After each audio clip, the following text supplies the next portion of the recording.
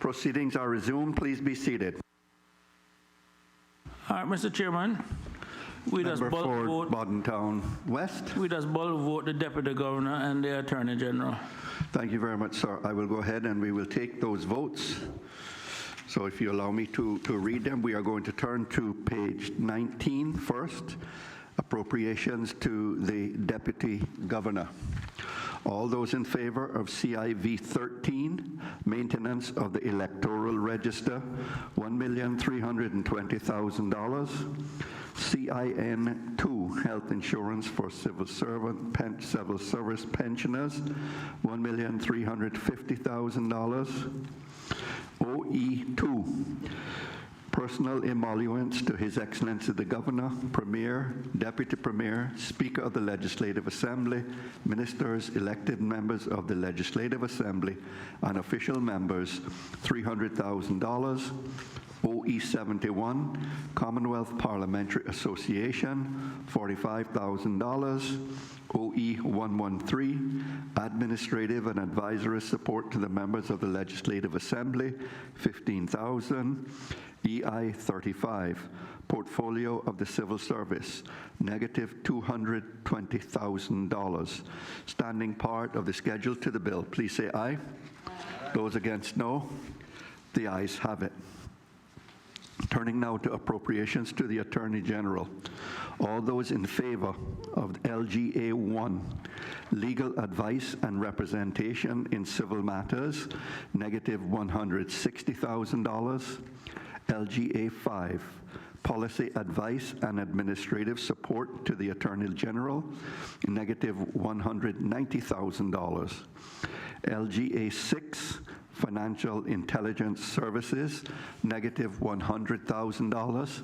And EI 34, portfolio of legal affairs, $130,000. Standing part of the schedule to the bill, please say aye.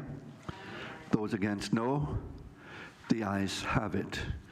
Mr. Attorney General and the Deputy Governor, thank you for being here, but you're excused. Thank you, Mr. Chair, and thanks to all honorable members for their support as usual. Thank you very much. Thanks. So members, what remain for us to complete are the appropriations to the Minister for Health and also the appropriations to the Minister for Finance and Economic Development. Let's turn our attention now to the Minister for Health, Environment, Culture, and Housing, may be found on page 18 of the Supplementary Appropriation Bill.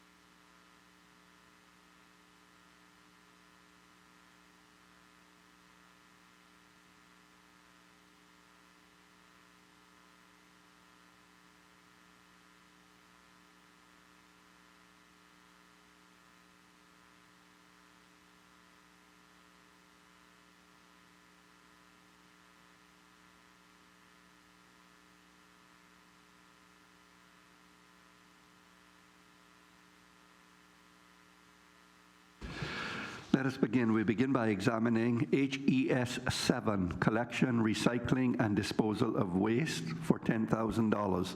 Are there any questions? Member for Georgetown Central. Thank you, Mr. Chair, and good night to the staff under the Ministry of Health, Environment, Culture, and Housing. I know it's late, so I'm going to try to be as succinct as I possibly can. I want to start my question with related to garbage collection at residential premises. In the Public Health and Garbage and Refusal Disposal Regulations 2011 revision, under section 5.2, talks about residential premises with 10 or more units will be required for commercial containers with the appropriate service frequency determined by the department. Now, during the COVID-19 time, I had the pleasure of going out with the police department to hand out masks in my community. And it brought to my attention how many, I don't know if I want to call them tenement yards, but homes that were previously homes that were turned into small apartments, where I had a couple of houses where, I'll give you an example, one house had 19 rooms in it. 19 rooms in a house the same size as my own. What it does is affecting neighborhoods, because obviously 19 rooms, there's a minimum of at least 19 people in that building. And in this case, it says residential premises with 10 or more units will require commercial containers by the department. Now, these homes don't have commercial containers out there. So my question is there an enforcement arm of the DEH to look into these types of violations? Because it's a hindrance to the other residents. Somebody can live right next door to that who just has 2 members of their family, but they have to live right next to an apartment place where there's 7 or 8 garbage cans outside and the garbage is not held in a proper way. So who investigates that, those types of violations?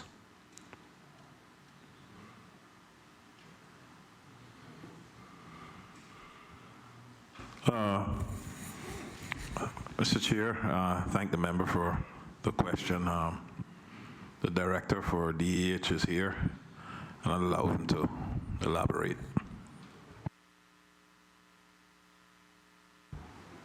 Richard Sims, Director for the Department of Environmental Health. Through you, Mr. Chairman, to the member. The Department of Environmental Health, we are responsible for looking into situations as that. However, when we examine premises and we look at the plans, approved plans, facilities or the apartments that are approved that with 10 or more units, then yes, we are duty bound to provide a container or dare to request a container from us. The situation as the member described are situations where we may not necessarily know about those. This is, for instance, homes that were originally passed and approved through planning as a 3-bedroom house or a 2-bedroom house, as it may be. And thereafter, for whatever reasons, economic or otherwise, the proprietors of these premises sort of chopped the homes up, add additional rooms. So the place weren't constructed or designed for apartments. And that is something that we are looking into to see if, from the department's perspective or in conjunction with the planning department, to see where we can actually do some enforcements in that respect. But originally, once an apartment has been approved through planning, we ensure that the required containers are placed. But I appreciate the challenge that he has seen in his, within his constituents and other places, where we do have a lot of those situations, unfortunately. And it left then with the department have to collect a lot of garbage from these premises, and it's quite unsightly at times. Thank you, Mr. Sims. It's a pleasure to have you here this evening. Thank you for the answer. Is there a way for members in the community, residents who may be affected negatively by this behavior, to call, to complain, or to give you information of these types of violations? Because obviously it's hard. You never, unless you're constantly going around every day, you don't know what people are doing with their private homes. Is there somewhere they can let you know so you can address the issues? Through you, Mr. Chairman, to the member, certainly we have our customer service email address and telephone numbers that these people can call and report incidents like this. So my staff can go out and investigate the matter. I can tell you we've been doing just that for the last couple months, we've given a special assignment to the environmental health officers within their zones to look out for these premises, and we have been taking action. We've been serving abatement notices on the proprietors. So, and I can tell you, there's some already taking corrective action in that respect since the abatement notices have been served. Thank you, Mr. Sims. Through you, Mr. Chair, can you provide the telephone number and email over the air? Because there's a lot of people who watch these sittings and would probably want to know it themselves rather than looking it up.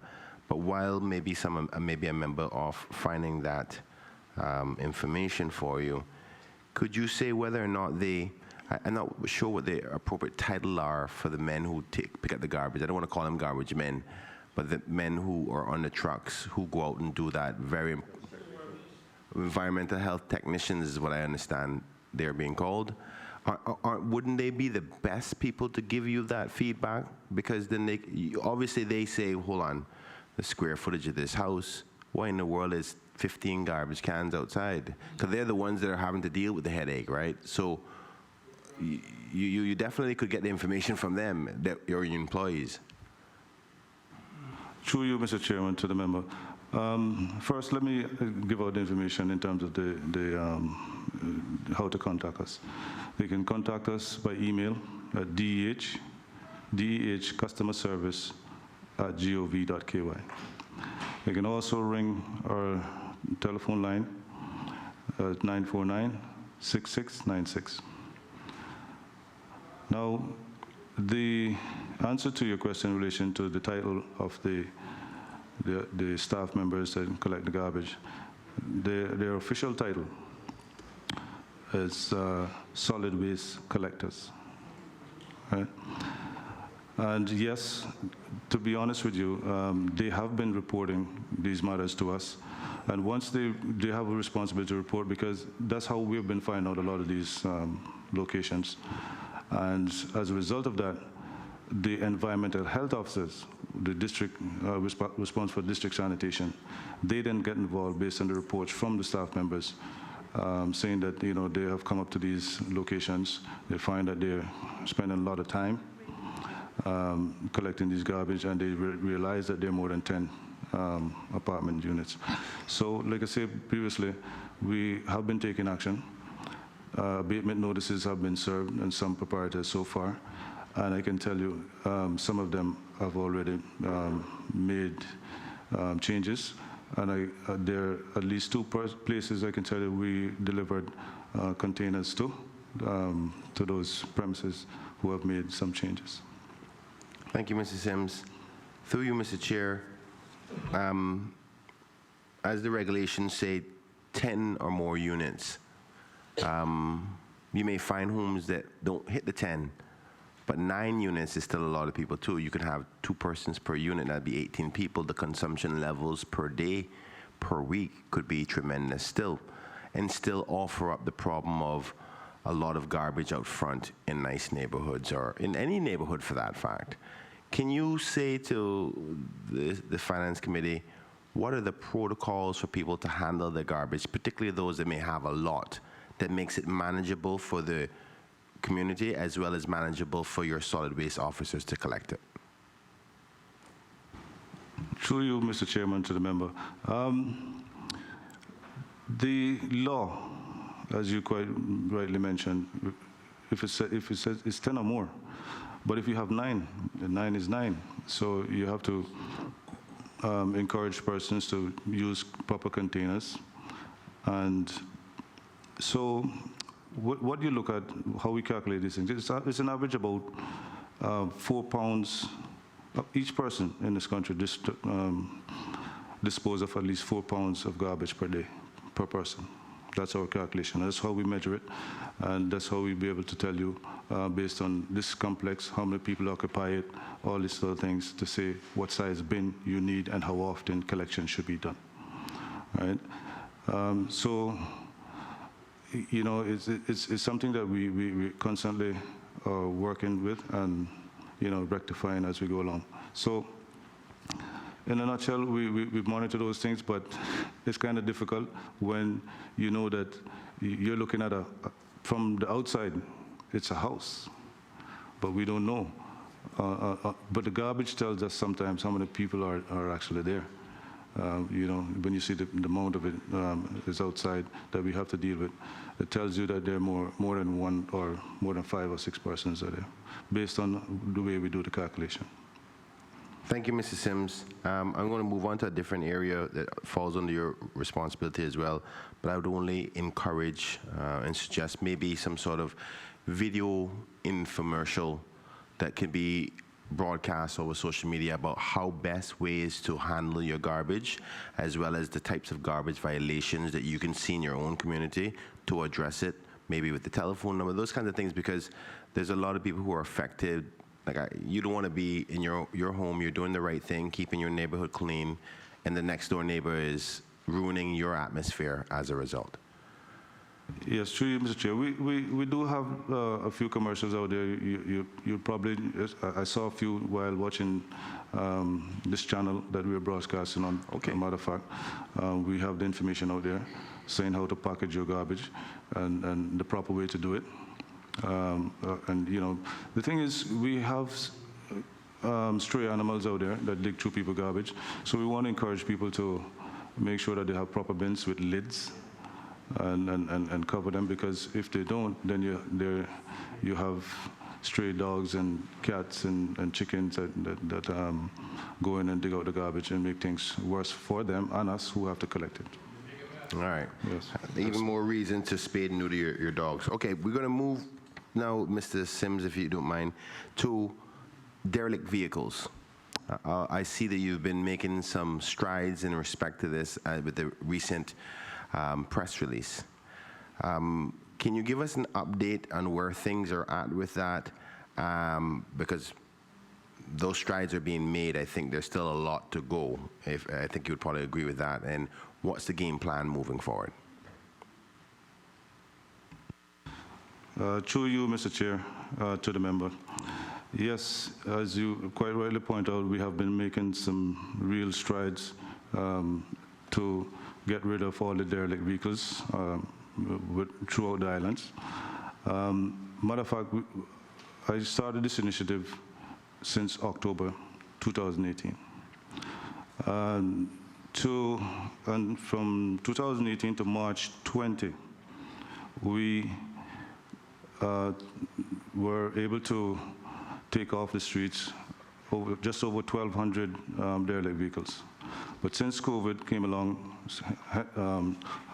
hampered that operations a little, and since the shelter-in-place have lifted, we commenced the operation once again.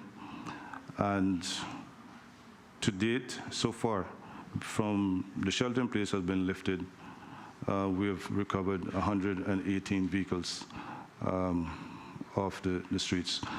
As I don't have the numbers for yesterday. I think it might have been about just a little about 10, between 10 and 15 that we took from Stratton yesterday. And we had some challenges. One of the things I just want to mention here, because my staff go through a lot to rid the public of these derelict vehicles. And in doing so yesterday, just from doing our jobs, a staff member was assaulted.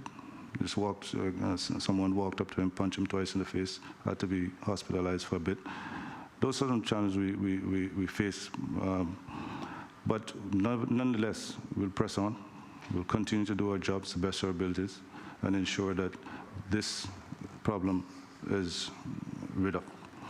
So tomorrow, we'll continue. We have a major operation going on down in Washington Boulevard tomorrow morning.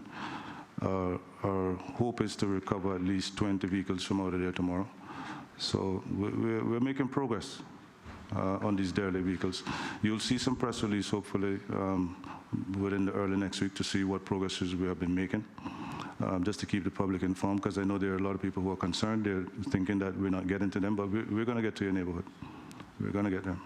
Sorry, just a quick question. How's the staff member doing?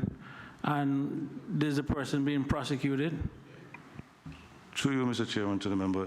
We have reported the matter to the police, and the staff member has since been released from hospital, and we're hoping that the matter will be dealt with swiftly by the Royal Cayman Police Service. Yeah. Thank you, Mr. Sims. Through you, Mr. Chair, can you, I know that it's been difficult for your department to be as effective as you wanted to be or want to be based on the challenges of identifying the people who own these vehicles. I remember speaking in the last Finance Committee about trying to find out strategies to hold people accountable for this, because people are just leaving things around. And you mentioned 1,200 cars. There's a cost associated with that. And I'm assuming that you probably haven't recovered 2% of that cost. So the last time we spoke about this in Finance Committee, I had suggested the element of each car has a VIN number, and within our Department of Vehicle and Driver's License, which you once covered, the owner's information is on there. Have your department considered finding those individuals and charging them through the ownership? Because ultimately, regardless if a person sold it, they can come and say, well, boy, I sold it to so-and-so, it's still registered in your name.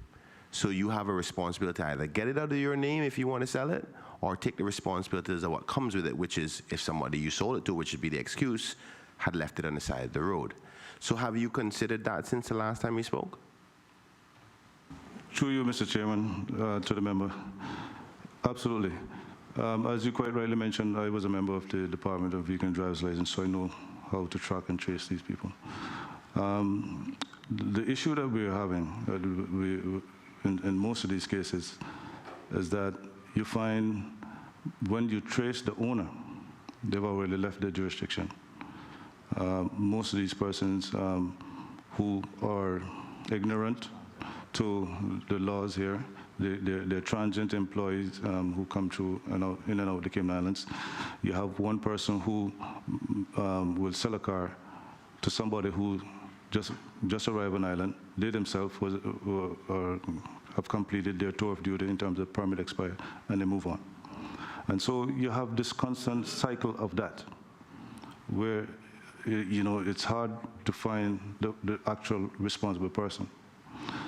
But one of the things that we need to educate the public about, and it's not a matter where we have the prosecutor powers as environmental health, is the aspect of the law, and the traffic law, Section 6 of the traffic law, which speaks to the fact that no person in this country cannot use or keep an unregistered vehicle, right?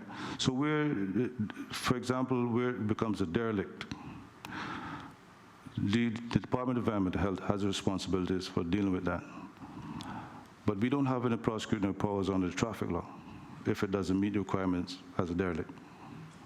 So it is a matter for the police, who has that enforcement powers, to let people understand and listen.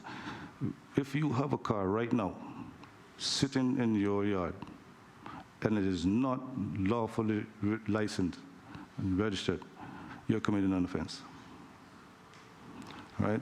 So there's only two ways to get rid of it. Well, if you're going to keep it in your yard, you have to suspend the registration.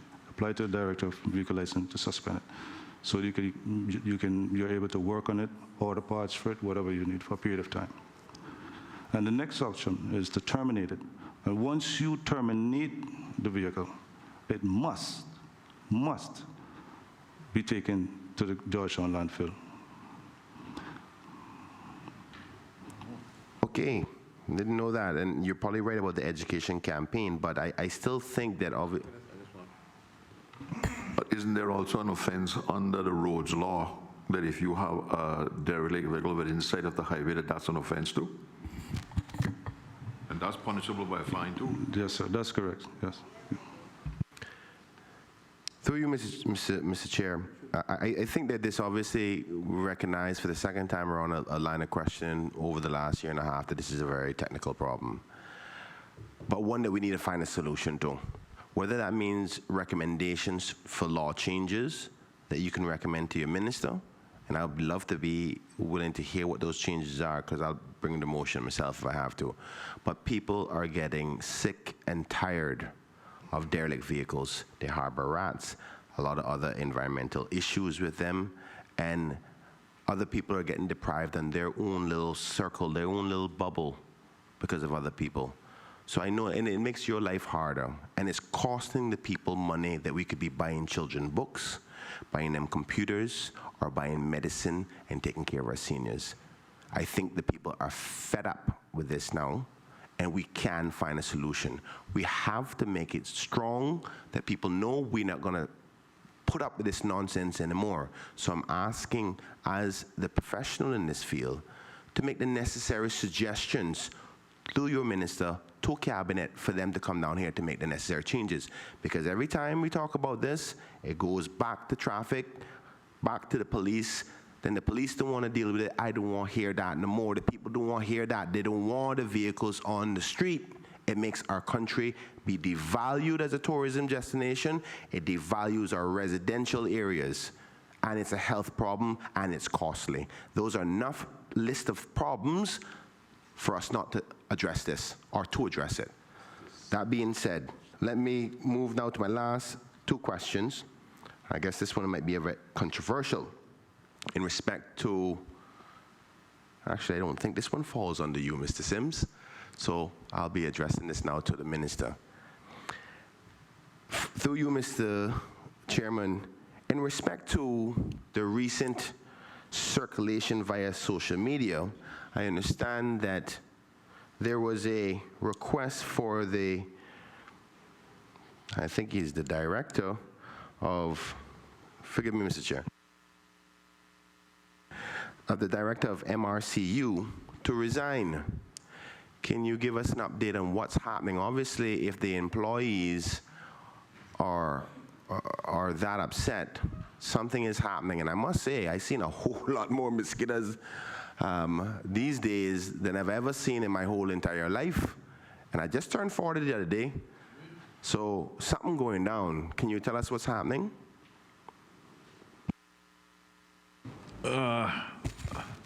Thank you, Mr. Chair. Thank the member for the question. The acting chief officer is Ms. Pucci is here, and I'll allow her to answer that, as it's an HR matter, and I'd prefer her give you an update on what she's been working on. But we have received normally it's posted first before we even know about it. I didn't know about it until I saw it on the media, and obviously this is not something that you want to hear about one of the departments under your remit. And I've since spoken to the chief officer, and she undertook to investigate the matter. I'll allow her to answer further.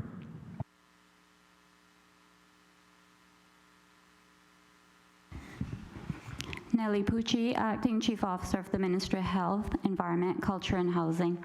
Mr. Chairman, through you, the Ministry received those complaints as well in with respect to certain staff at MRCU, and we are aware of what was posted on a certain blog.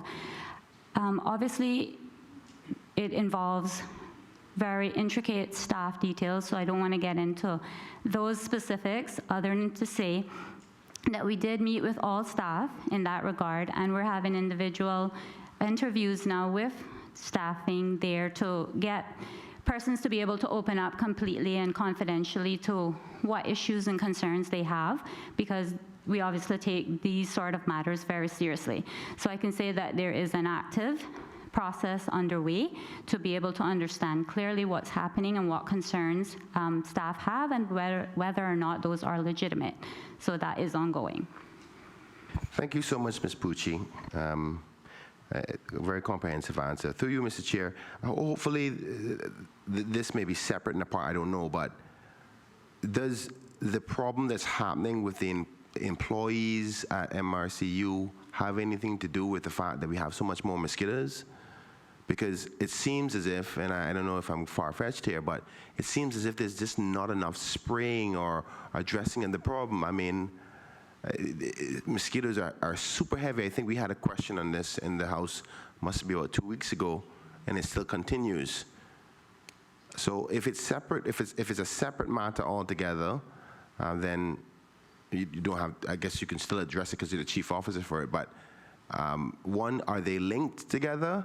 If they're not, what's happening while we're getting this tremendous amount of influx of mosquitoes? I know we've been a rainy, but I've had many years of rain like this, but the mosquitoes were never this heavy.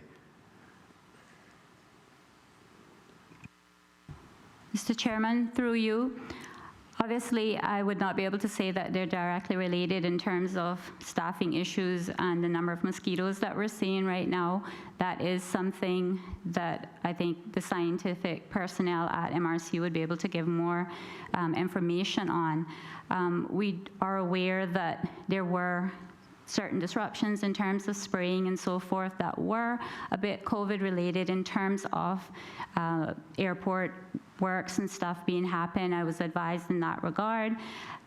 We also made an initiative through the ministry once I started receiving a lot of concerns from persons in terms of what's happening out there, to be able to make a more concerted effort to spray. And if we were being hampered in terms of reduced hours by the airport operations and so forth, to make sure that those were flagged up to the ministry so that we were able to work with the other ministry to understand how we might be able to do more flight hours. So that was something that we were trying to understand and get on top of all of the various mosquitoes. We obviously all live within the community, and we were able to feel what it is that you're expressing, but to say that those are directly related right now to the concerns that were raised by staff, I'm not able to definitively say that at this point. Thank you, Ms. Pucci. But would you agree that there seems to be an increase in amounts of mosquitoes? And if so, is there a concerted effort to now try to maybe double up on the flights and the drivers and the trucks in the community, or the pellets or whatever they normally do? I'm not technical like that about the knowledge of it, but it still seems to be current. Up to like last night, I was outside. Everybody knows I'm a smoker, and I smoke outside my house, and I mean, I couldn't stand outside for 3 minutes. So my point is, what are we doing to deal with it? Mr. Chairman, through you, so the unit has increased spraying over the last couple of weeks, especially in terms of being able to trying to combat the numbers that we were experiencing. I can have the unit speak more to specifics as to what might be done in that regard, but we have been seeing increased spraying, and I think we've had a reduction. It may be very temporarily in some of the numbers, but there was a bit of a reduction in the upsurge of mosquitoes with the continued spraying over the last couple of weeks, especially. All right, Mr. Chair, I just got 2 more questions, and then I'm done with this minister. He has some tools. No, I don't think I did. I don't think I did, but we'll try. Through you, Mr. Chair, to the minister, I think it was indicated to me earlier that your ministry would be in charge of the quarantining of persons who are returning, and we have a number of persons who are at a particular hotel. I'm not going to say the name for sensitivity purposes. But it seems to be a bit of a problem where people are complaining about how long they've been in there. They're having issues surrounding persons who may be not getting enough attention while they're in quarantine. Are you aware of any of this? And if so, can you give us an update in respect to it?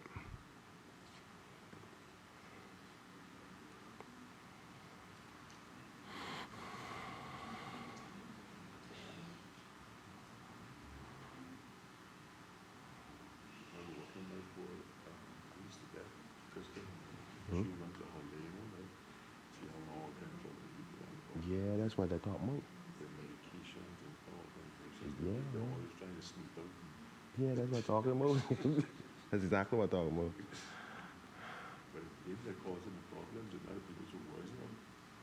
Well, I'm not only worried about from that perspective, I'm also worried from this perspective of it being a...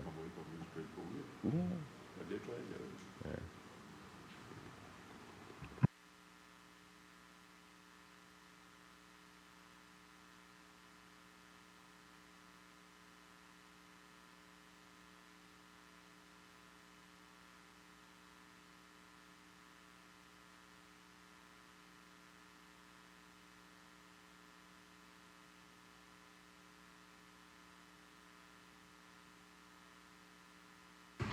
Mr. Chair,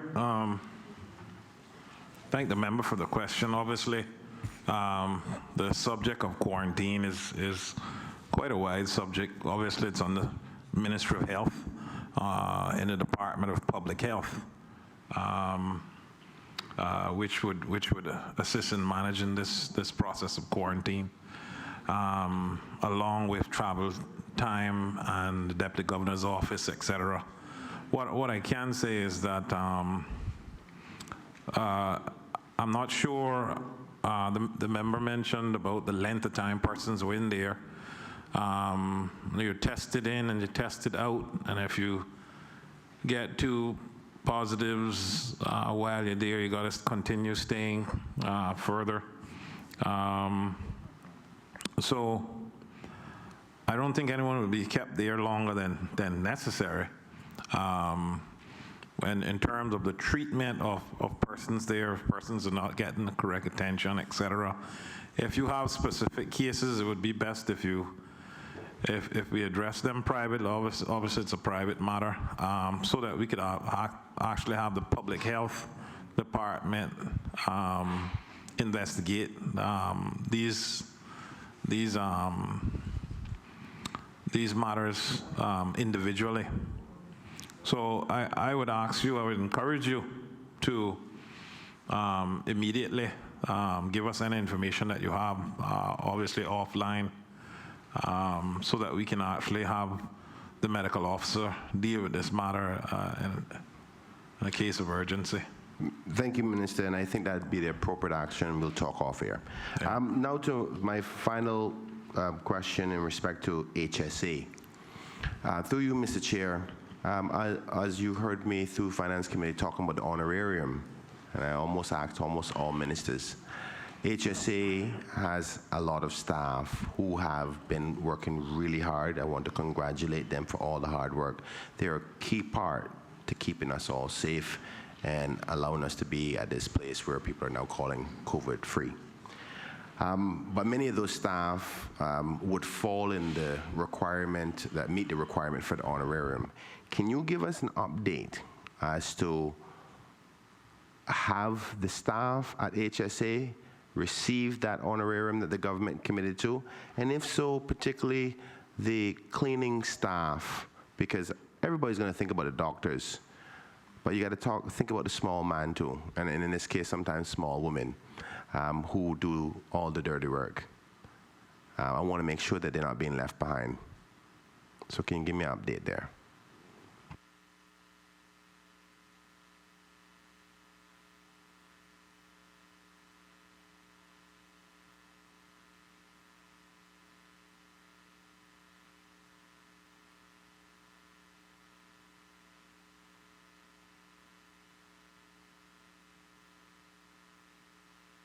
Mr. Chair, thank you. Thank the member for the question. The information being received is that the HSA staff will receive their honorarium in August. Obviously, as to who will get the honorarium, as we've heard over the past couple of days, it's not everyone in a company that will receive, or a department that will receive an honorarium, because some were at home or otherwise. I don't have all the details as to who's getting it and who's not getting it. Obviously, that, I think we missed an opportunity there when we wrote the Deputy Governor, because it's the Deputy Governor's initiative. supported by the government. And we can undertake to get that information. I honestly don't have it here. If it's okay with you, Minister, I'll be happy to accept that. By all means, I don't want to know who got it. I just want to make sure that the criteria that was outlined was committed to, because you know there's going to be some subjectivity here, and some people are going to say, well, boy, I work and I was there, and for those people that will call their representatives, each one of us, and say, well, why didn't I get it? We got to be able to sit down and justify and say, here's the process, and identify if they were left out, we need to fight on their behalf too, but if they weren't, then explain the information to them. So I'll be happy to take the information later on at the minister's convenience. All right, there's a quick question on that subject. Wouldn't that be the board's decision? I didn't realize there was a question. I didn't realize there's a question.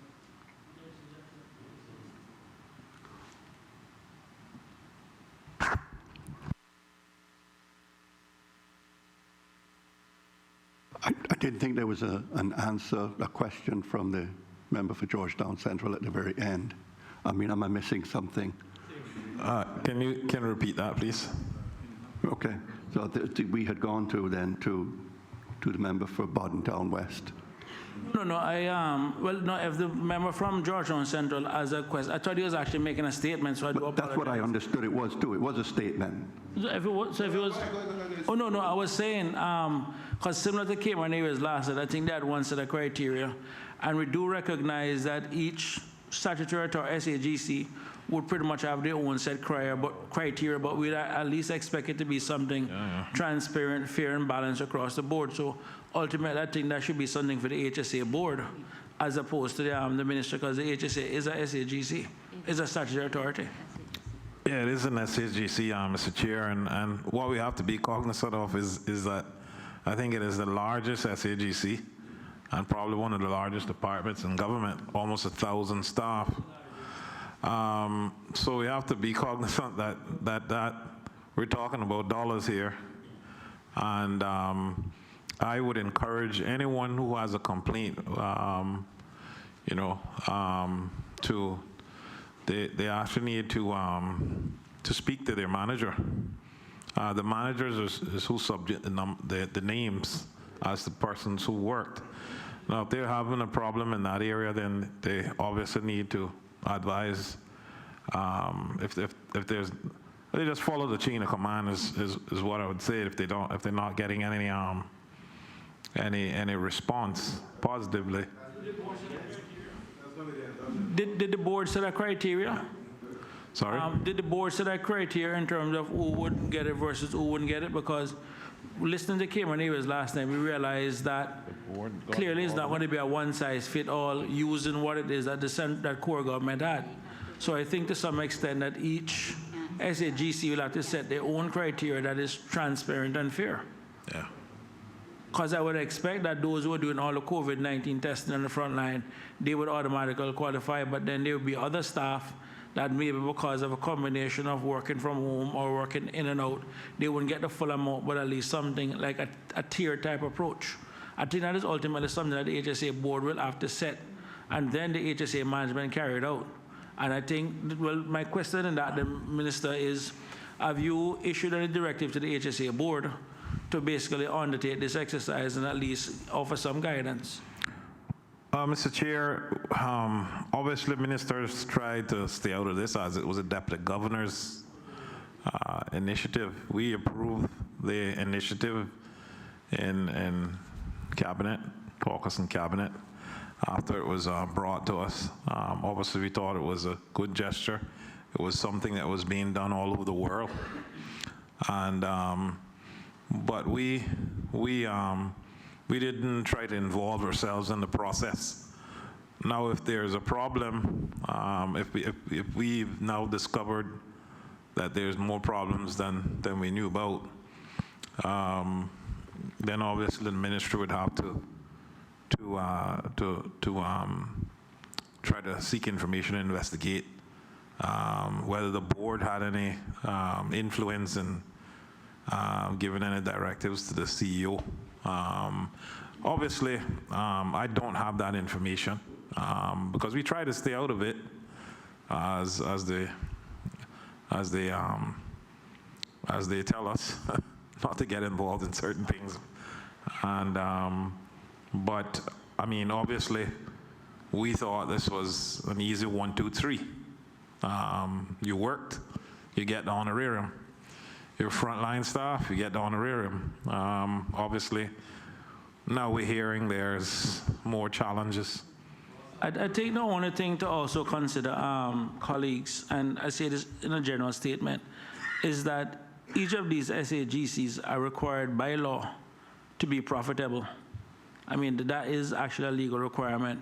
So, I mean, you take Cayman with the 300 plus staff, we're talking 300 and something $1,000 when revenues have been stretched over the last few months. You look at the HSA also, their revenues I expect to be down substantially over the last few months because the hospital literally was closed for a lot of different stuff. So there is still a balancing act of revenues are down, you carry the costs up. So it's either they go back to cabinet to get additional funds, but I suspect that many of these SAGCs will be struggling, I mean, post-COVID, especially those who are revenue dependent, to offset costs. So I think it's one of the things that as the board undertakes these different criteria, they will also have to understand that they will have to comply with the law where they actually become profitable. If not, then they go to cabinet for funds. So that is also part of the exercise that the SAGCs will have to undertake. That central government or core government to some extent wouldn't, because they all have one big pool where they can move funds around. So I think it's important for people to put that in context also with regards to this level of exercise. But ultimately, I agree with my colleagues from my colleague from Georgetown Central and others who said that, I mean, despite this, we do have people who went above and beyond. And as you know, this House already accepted our motion to bring bonuses within the civil service. And I think within that culture and within that, I think we have to find a way to reward them. And if they have to go back to cabinet for the money, then so be it. You have to come back here for get the money, so be it. But they need to be rewarded for what they have done. Thank you. Mr. Chair, the members have piqued my interest, and I'll have the acting chief officer communicate with the chairman of the board and CEO so that we can get a full appreciation of what's happening with the honorarium, because I don't have that information.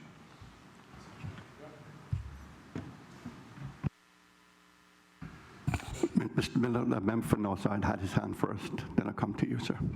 Northside? 2 hands up, sir. Through you, Mr. Chairman, I have a few questions for the Director of Environmental Health.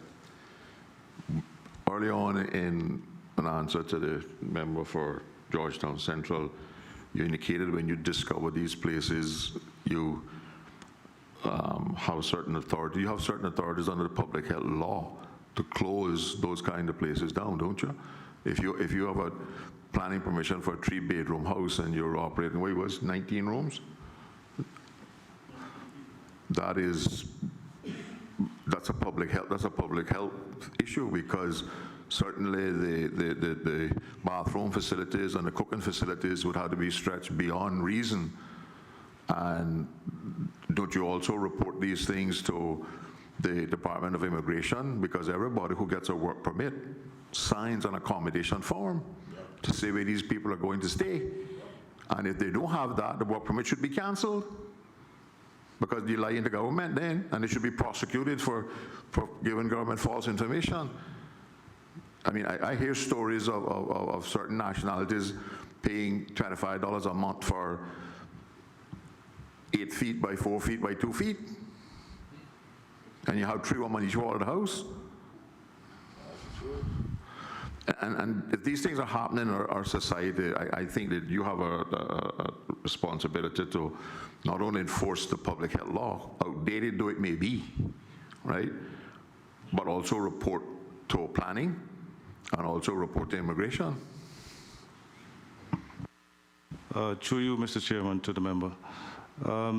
You're correct, sir, and we have been doing just that. And we've recently been working with all the agencies, the appropriate agencies, once we discover these things, reporting to planning. We've been working with the planning officers. We've also been working with Department of Commerce and all the entities that needs to work together to understand what is happening in these places. So yes, we are currently tackling that. I know it's been quite some time. It seems like nothing has been done, but I can tell you, sir, in recent times we have been doing just that. And the first thing is to serve the abatement notices so that the proprietors can make all the necessary corrections. You know, especially where we see the health issues pertaining to the sanitary side of things, and bathrooms and you know, deplorable conditions that people are living in this country. So we are taking steps, you know, baby steps albeit, but we are making sure that we do our role and enforce these. I mean, unfortunately, my neighbor house is rented out to X number of people, and their shower is a garden hose outside on an 8-inch block. I mean, you know, I have reported that till I blew in the face. I've talked to the owner and the landlord, and you can't allow this kind of thing. But, you know, they seem to know, they know the law better than me. You're responsible for food hygiene too, right? But I have reason to raise a concern about this process of importing container loads of frozen meat patties and sending them out to gas stations where they are reheated in some kind of little toaster type oven. Do you have any idea of what temperature these beef patties are being stored at? What temperature they're being heated to? I mean, the reason I'm so concerned is my daughter brought one home the other day that was kind of green and had some funny looking stuff down in the middle of it. Through you to the member, yes, my department is also responsible for that sort of thing. I'll certainly, I can't tell you for certain about this specific issue, but I'll have somebody look into it to see where we can do some investigation and put some controls in place. Because yes, food imported in this country, whether hot or cold, should be at certain temperatures. Right. Yes. And those are specified in the law. So you already have the legal reasons and support Yes, to do it. that's correct. Yes. Okay.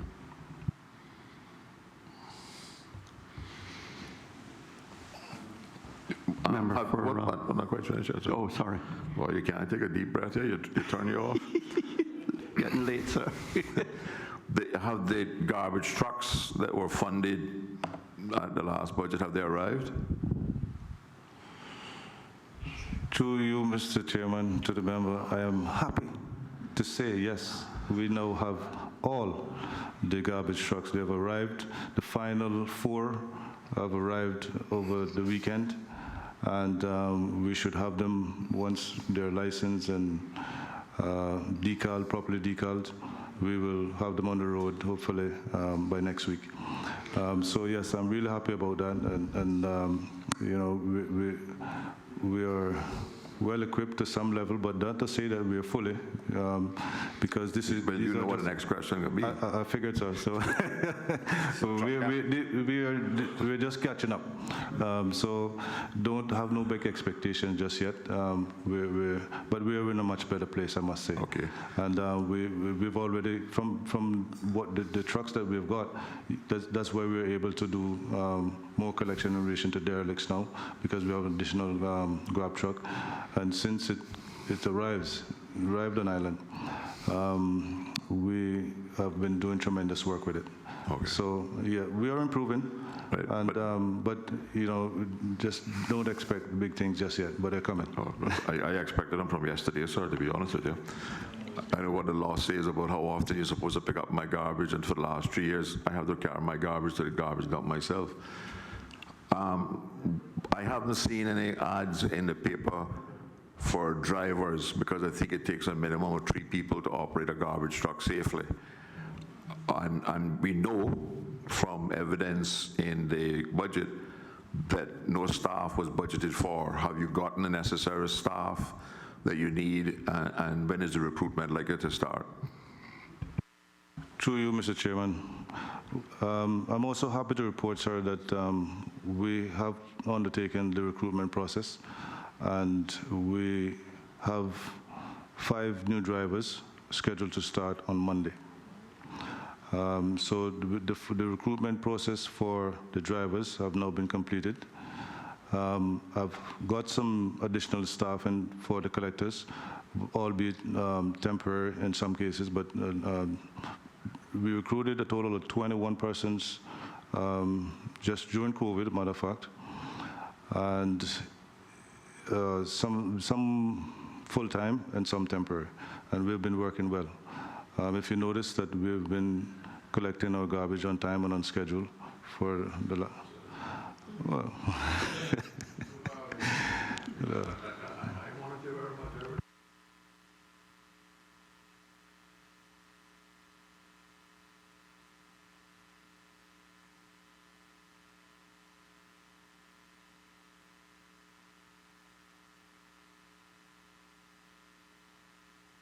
Through you, Mr. Chairman, to the member, we got a total of 11 garbage trucks. But I need 5 drivers? Well, we had drivers in place before, so these are new addition. Okay. So how many trucks did you have operating before you ordered all these new ones? And so all you need to bring your drivers up to and your people is 5? To the current, yeah, to the current fleet complement, yes, we only need was 5. That is operating the truck 8 hours a day or 16 hours a day? Or 16 hours, 2 shifts. The start and different shifts, we commence operation at 1 o'clock in the morning, and then you have the other shift that comes on at 8, between 6 and 8. So what's the total number of drivers you have? If you got 11 trucks, you're going to need at least 22 to do 2 shifts. Yeah, I don't want to guess. I don't have the exact figure with me, but I know I have enough, sir. All right, okay. That's all I'm interested in, make sure you have enough. In fact, you need more than enough because you got to require for vacation, and it's only 52 weeks in the year. Most people get a minimum by 2 weeks of the year. So you can do the numbers. You're quite capable of that. Yes, sir. Okay.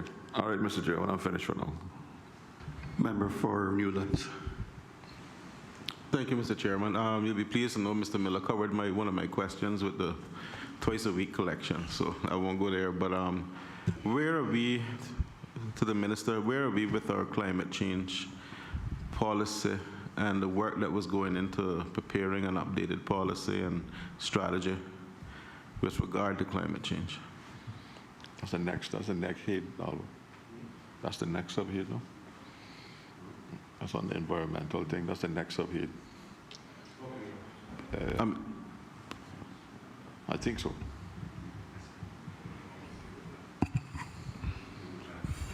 Oh, well, if you're covering everything off, I got to go back. I got plenty for that head, the next head.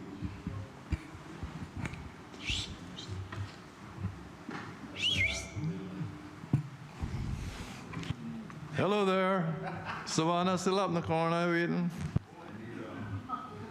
I got you waiting for him to answer, but I got you there, sir. I know.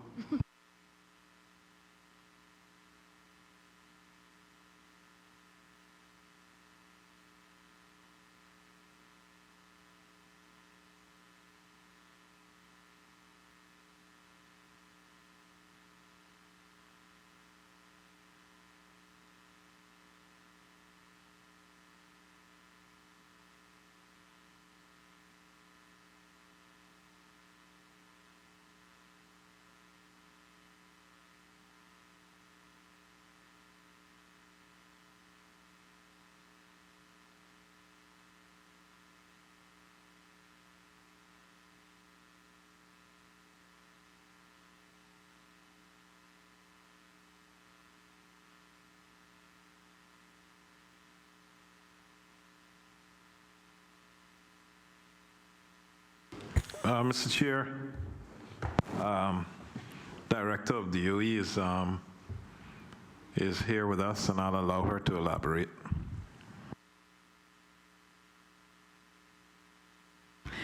Gina Ebanks Petrie, Director, Department of Environment. So I think everybody's aware that many years ago, 2011, there was a draft climate change policy that was developed. for whatever reason, the policy has never been adopted formally by government. The department has continued to try to implement as many aspects of the policy as we can. Obviously, that's limited.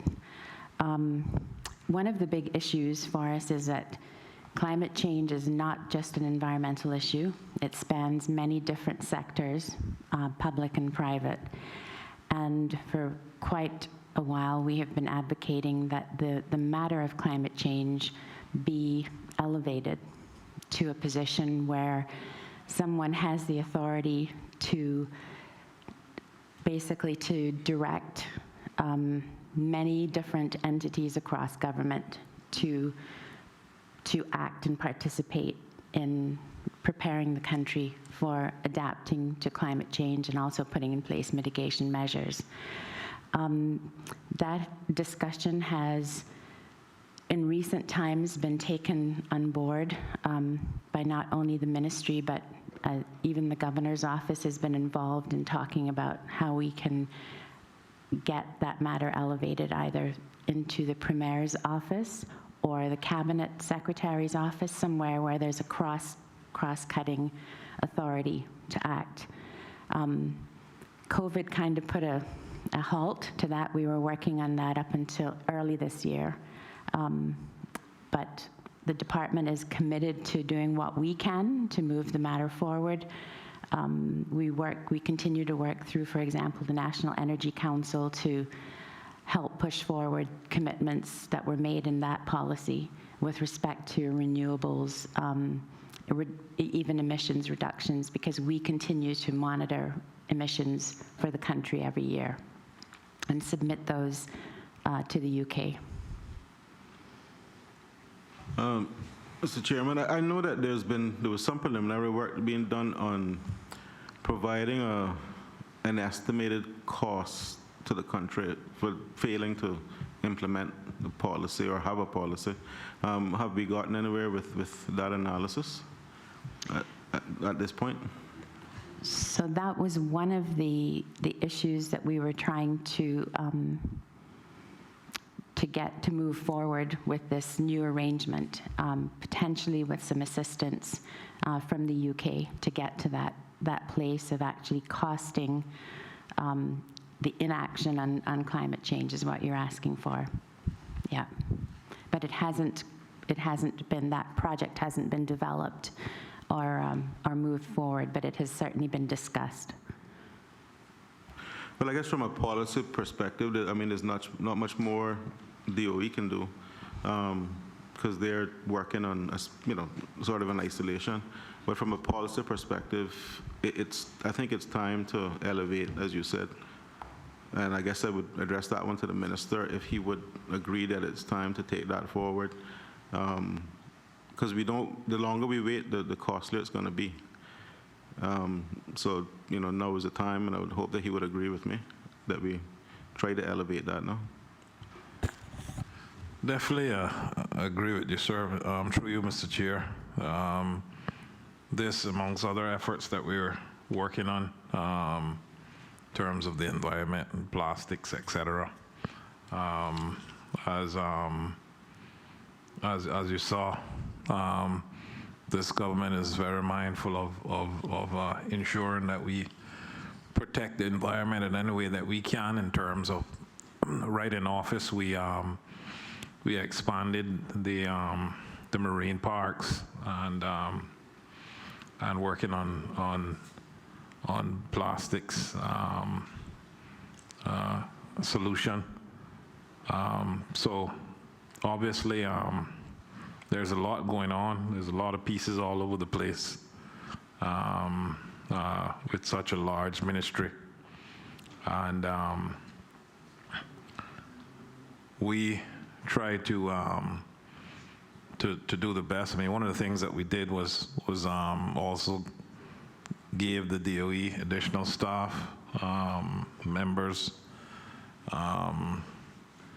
and one of the problems they had was staffing, to try to manage some of these problems. I thank the minister. the member. Sorry. Thank you, Mr. Chairman. Let's try to wrap this up quickly. Just out of curiosity, now that the ministers mentioned resourcing, because how many people do you have working in your ministry at the chief officer level? How many individuals?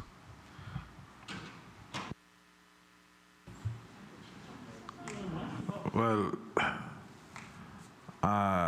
what I know of the structure is that we have a chief officer and deputy, and then we have senior police officers. Okay,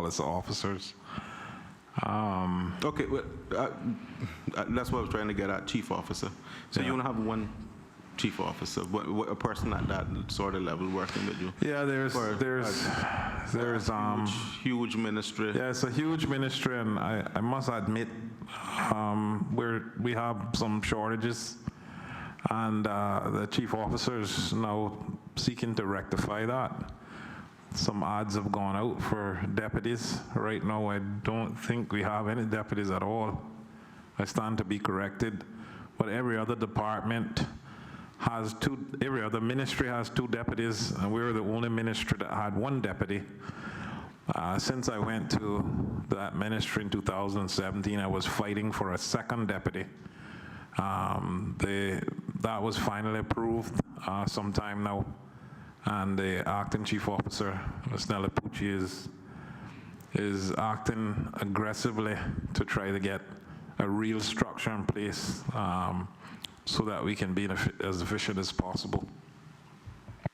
I won't press anymore, Mr. Chairman, but just to say that, you know, for a new person in a role with that much responsibility, she does need some assistance. Somebody needs to look at that quickly, because I can see where somebody could burn out very quickly without the support.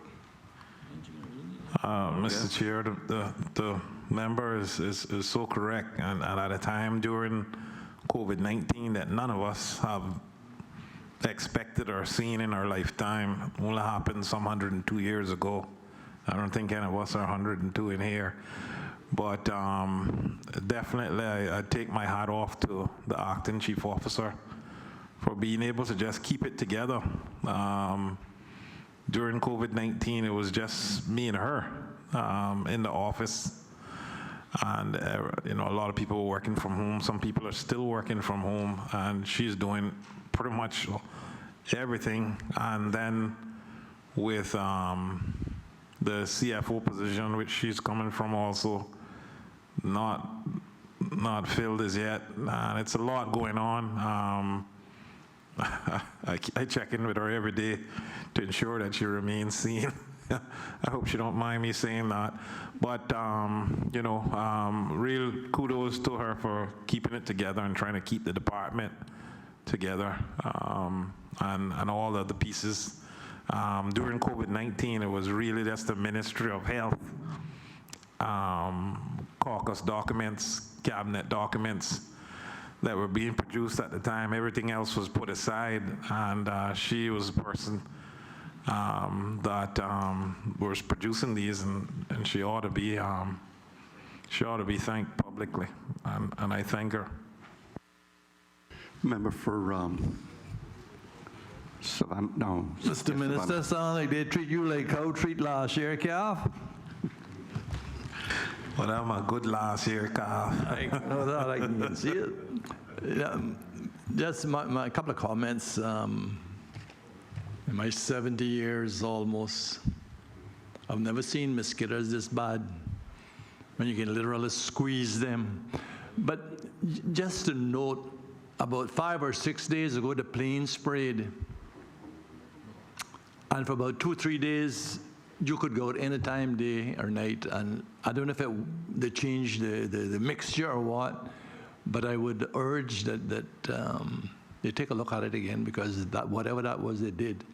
And they always seem to come up across there now and then. But I'd be grateful if you take a look at that. Well, I'll repeat an old quote from one of my old football coaches. When I had scored 2 goals one night, he said, "Well, we did last night, do it again." And, you know, the chief officer, the acting chief officer, met with the director. when we got complaints about the increase in mosquitoes. Obviously gave some scientific reasons and so forth. But after meeting with the acting chief officer, she and then she met with the director. We put in place an aggressive program which we wanted every fogger out every night for 2 weeks, and they wanted the plane flying, because you know sometimes the plane don't fly every night. We wanted the plane flying for 2 weeks to try to get this under some control. I don't have all the information, because you know they also set traps and they get data as to how much mosquitoes are and the thickness, etc. I don't know if the acting chief officer has more information. As she get updates every day. Oh, that's fine. The night is drawing nigh, and she pretty well. But I must confess, we take it very seriously. Obviously, we are living in the community too, and we feel what everyone else is feeling. And I must say that for the last couple of days, I haven't really had much in my area, but every area is different. Drive down through Low Valley. But I'm glad that you all mentioned it. Normally we act on information from the public, and if we need to do more, then the acting chief officer will instruct the director to increase the volume of spraying and fogging. This is just a comment and a commendation to your young director of DEH. I can tell you he's doing a great job. A job that he's literally turned around. And the staff that he has, because periodically I will go out between 4:30 and 5 in the morning when they're passing through and carry them some mangoes. And they're so grateful and so gracious. But Mr. Director, what you got to do is tell Mr. Miller about that decal that you go getting painted on the side of those trucks that I saw somewhere. Well done, and keep up the good work, and encourage your guys that what they went through COVID, and I can't say that, I think maybe once that they missed down on 65 Lottery Road. They did a marvelous job, and I'm grateful to Minister and you and all of your staff. Thank you. Thank you for that, member from Savannah, Mr. Chair, through you. You know, I want to confess I actually stole him away from DVS, and after we just never sent him back. Member for Northside. Through you, Mr. Chairman, this one is directed to the Minister. Mr. Minister, November 2017, you declared emphatically about the dive zones in Northside. Consider it done. I think it's time to stop considering, because it's not done yet. I mean, we really need them dive zones, Mark. Mr. Chair, through you, I want to apologize. And yes, I did declare. And obviously, the director is here, and she will help me try to give the member a comfortable answer. I don't believe she can. The night not that long. Through you, Mr. Chairman. The matter is actually, as far as I understand it, either with Cabinet or the Ministry. There need to be some changes to the regulations, and those were put forward by the department. And you know that we consulted with you. We went out on site, etc. So I'm afraid I actually don't know where the matter is. I can agree with the director, because when we created those zones in 1985 or 86, I think it was, when we did the first marine parks thing, right? You didn't have GPS, right? So we had marks on shore, and I think that people tried to figure it out using sextants to get the actual settings. So I will agree that it needs to be more accurately marked. But it's been 2 years since I went up there with Mr. Orr and showed him the landmarks, and he recorded them on his GPS at the time. So, Mr. Minister, if it has to be the regulation change, I just need to make sure that they're not shortening them, make them smaller. Because there was one guy who wanted to make them smaller. Not the director herself, but she know what I'm talking about. So I would appreciate if I could get a copy of the regs before they actually go to cabinet, so I can check them on my GPS now to see that the one that is at Black Rock or it's at, but it needs to be done. I would really appreciate getting it done sometime before the term of this house is done. Obviously, we had, I guess everybody's blaming everything on COVID now. Mr. Chair, the member is correct. It's been out there for some time. Obviously, the acting chief officer is here, present. She has took note, and whatever regulation needs to be passed to make this happen, as agreed by all parties already, between the acting chief officer and the director, DOE, we will get it done.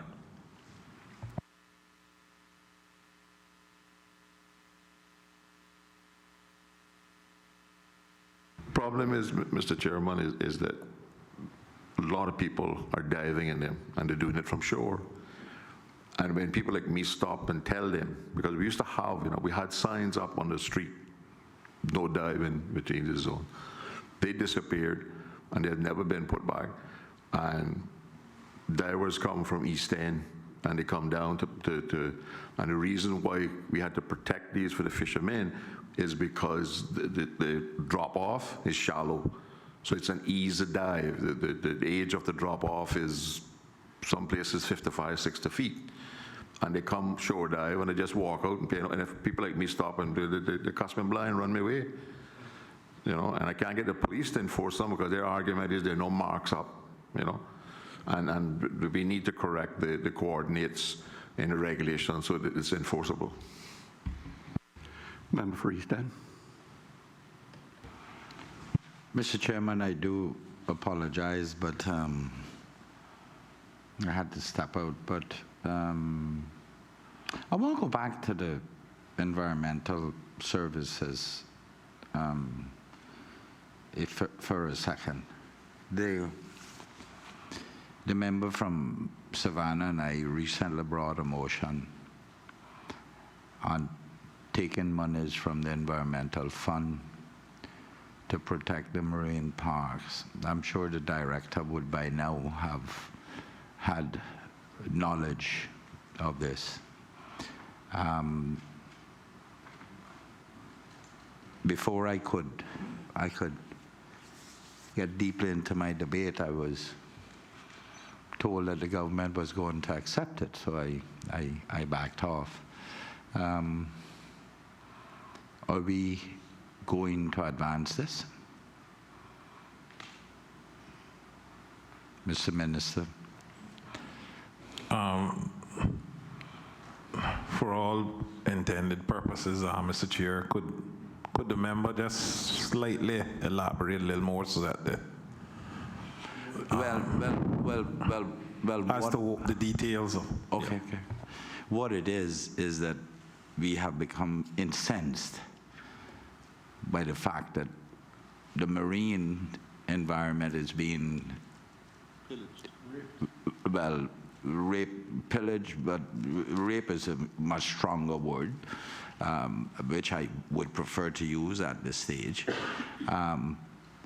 And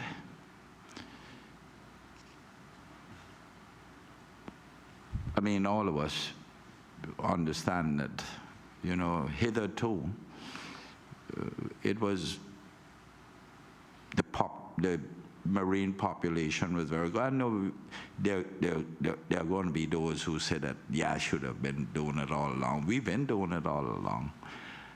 And I know about the difficulties we had with putting it in place, the difficulties and the arguments we have had with the director with regards to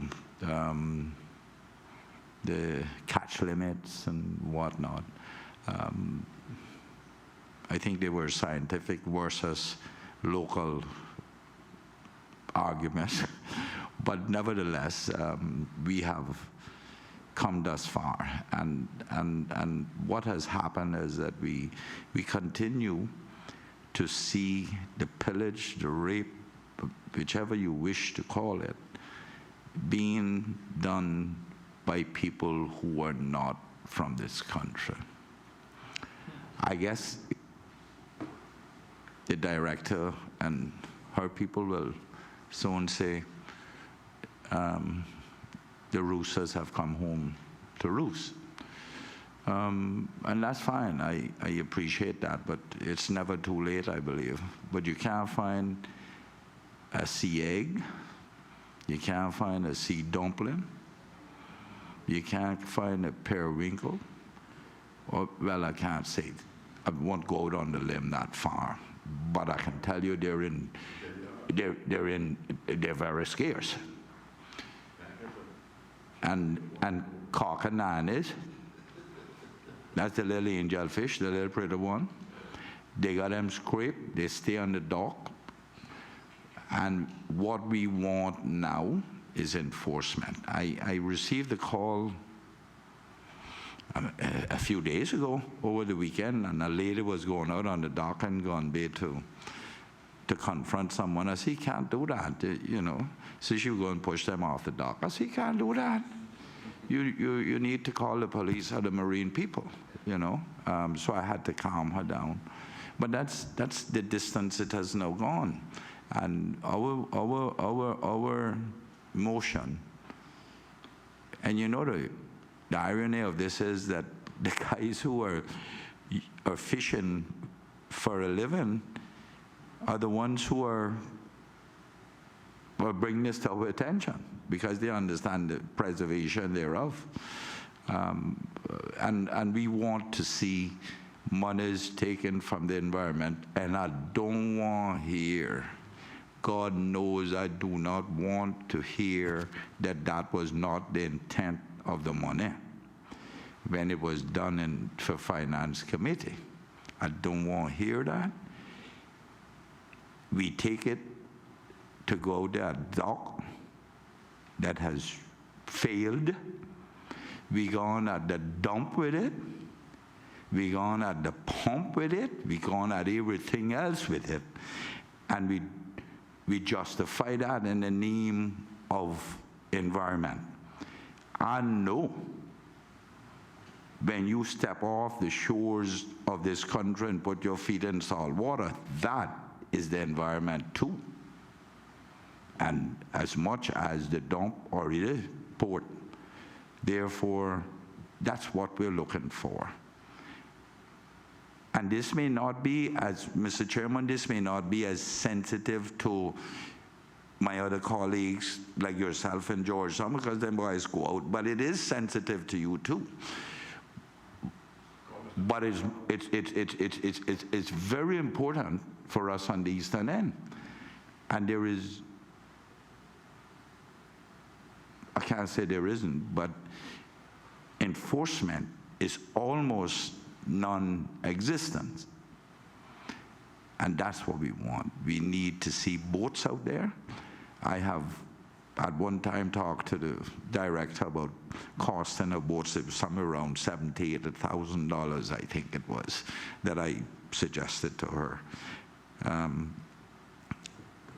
We need by at least 4 or 5 of these boats. North Sound, East End, Budden Town, North Side, Cayman Bragg.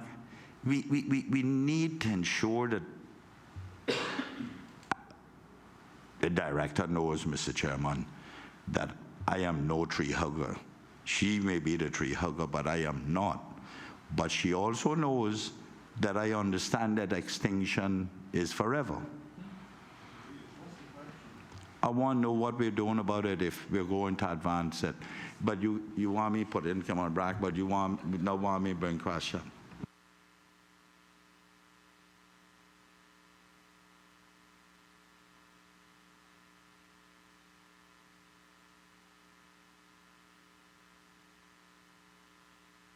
And that is, our thoughts were for staff and all the rest, but develop an enforcement, a real enforcement arm that is exclusively for that, with all the equipment.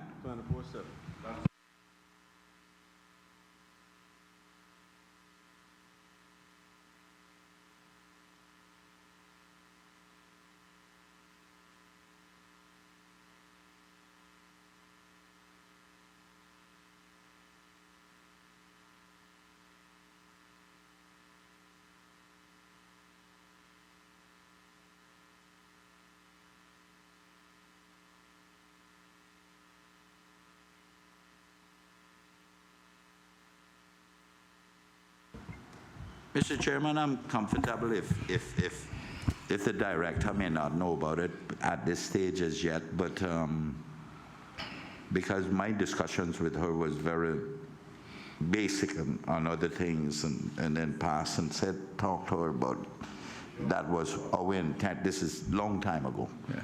So it may be that it needs to come from one of the ministers or something. Thank you. Through you, Mr. Chairman. The evening that you brought that, the minister answered, then the premier answered you directly and said we were going to accept the motion. I think I can say to you tonight that the premier and the minister have not brought it to the director's attention yet, but the intention is to move forward in a way after they can have a discussion. So that's the only update I think we can give you. Premier's not here tonight, obviously. Okay. As long as we get some proposals from the director as to what is needed, the type of equipment, the amount of equipment and staff to man this thing, because it is needed. It is seriously needed. Mr. Chair, I agree. Thank you, Mr. Chair, through you. I agree with the opposition leader that it is needed, and as the Deputy Premier said, we undertake to do so. We just need to be cognizant of the amount of funds collected annually, which I understand is about 4 to 5 million, and if we were to take 2 million, it would be about 50% of what is taken in. So we need to be cognizant of the amounts. So I guess when the director does her assessment as to what she will need, I guess we would have to take that into consideration as to how much we would earmark. I am. Mr. Chairman, I'm comfortable with that, but 2 million is negligible. How many of us here? 19? At the very least, got to be 19 grandchildren we leaving behind. Okay? Let's divide that in there, and let's see what that means to this country and its future. All those in favor of HES 7, collection, recycling, and disposal of waste, $10,000. HES 21, environmental services and research, $3,055,277. NGS 55. Mr. Chairman, just hold on. There's a question on NGS 55, but you can do the others. Okay. So I finished off with HES 21, environmental services and research, $3,055,277. $277, standing part of the schedule to the bill, please say aye. Those against, no. Ayes have it. NGS 55, tertiary care at local and overseas institutions, $15 million. Please proceed, member for Bodden Town West. Thank you, Mr. Chairman. Through you to the Honorable Minister. Well, this is more a finance question, rather, I should ask. I noticed on page 41 that we did 11.3, excuse me, 11.3 million earlier, well, for April last year, and then there's 15 million. Is this 15 million includes 11.3 million, or this is 11.3 million in addition to the 15 million? Financial Secretary is reviewing it.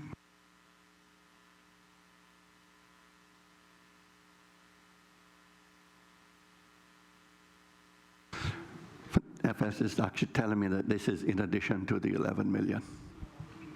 Okay, so if that's the case, then we had an original budget of 9.9 million, and the actual spend for 2019 is 36.2 million.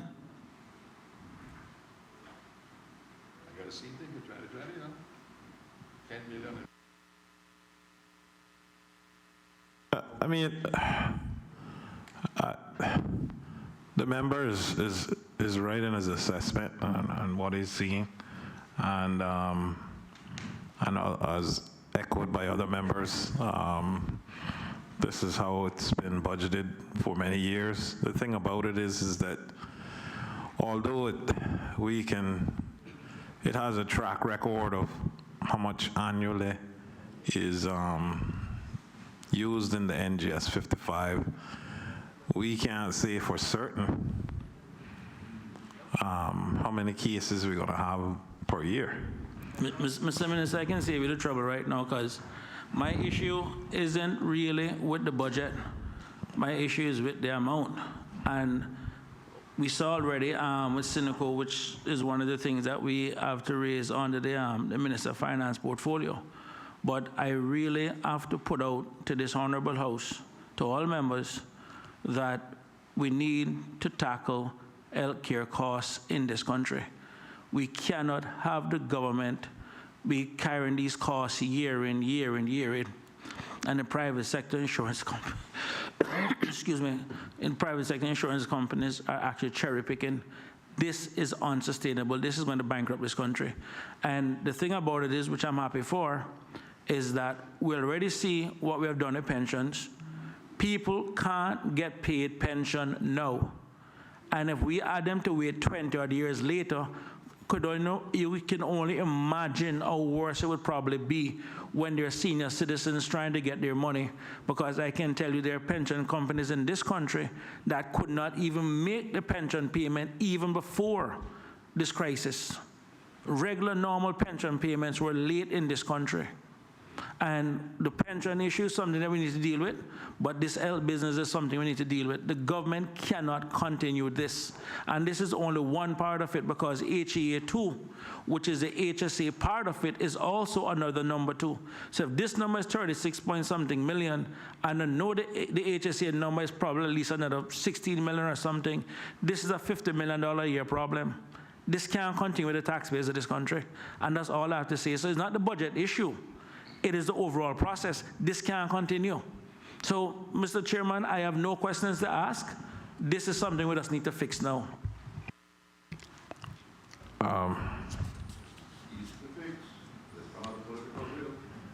Yeah.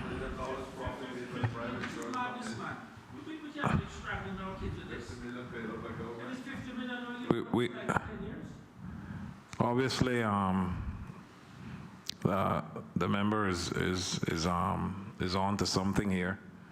It's definitely one of my pet peeves. As I took office in 2017, I saw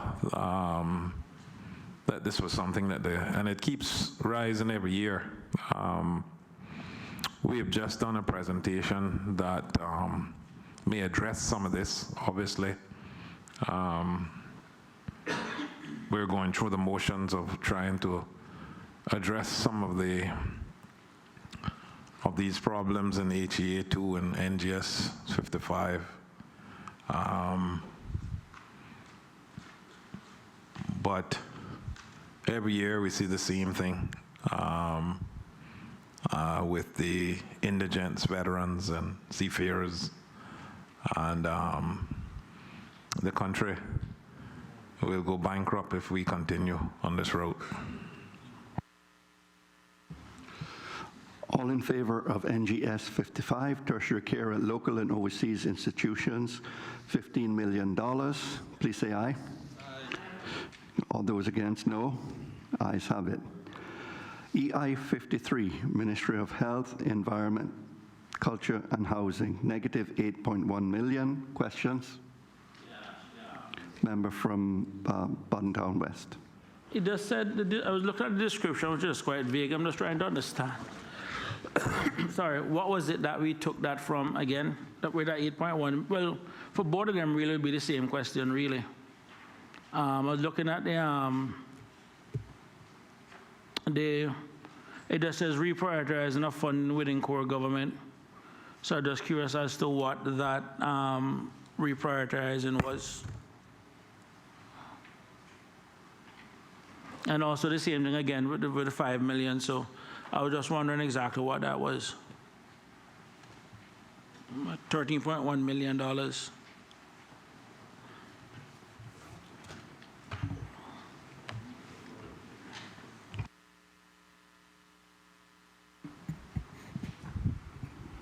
Mr. Chairman, through you, with respect to EI 53 and the reduction of 8.1 million, the 100,000 related to the Sargassum project, the NICE project, so that was reallocated out to the DEH and some of the departments and Ministry of CPI who handled that. The 8 million primarily related to underspend in terms of our mental health project at that time. The mental health project, those signing of those agreements and the actual commencement of that happened very late in 2019, and the funds were then reprioritized by Ministry of Finance to be able to offset some of the increases that we saw, for example, in NGS 55.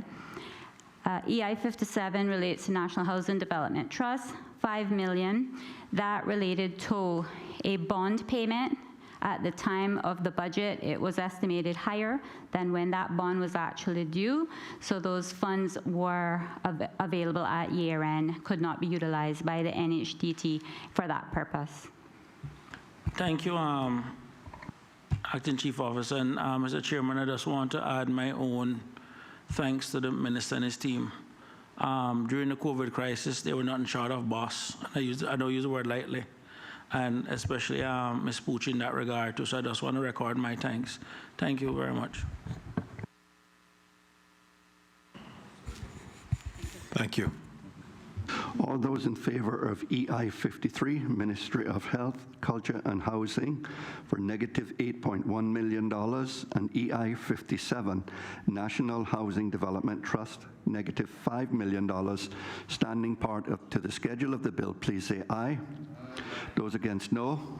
The ayes have it. Colleagues, members, that concludes the appropriations to the Minister for Health, Environment, Culture and Housing. Minister?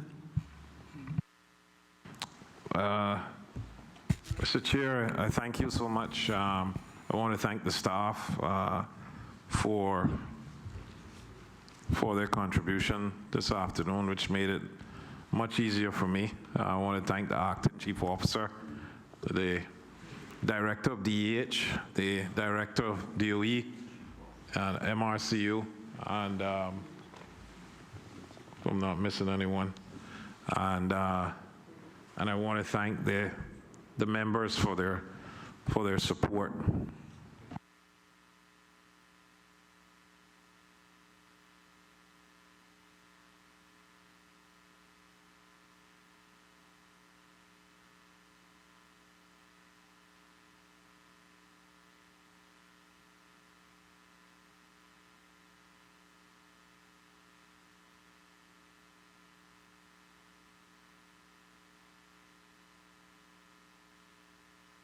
You're wicked.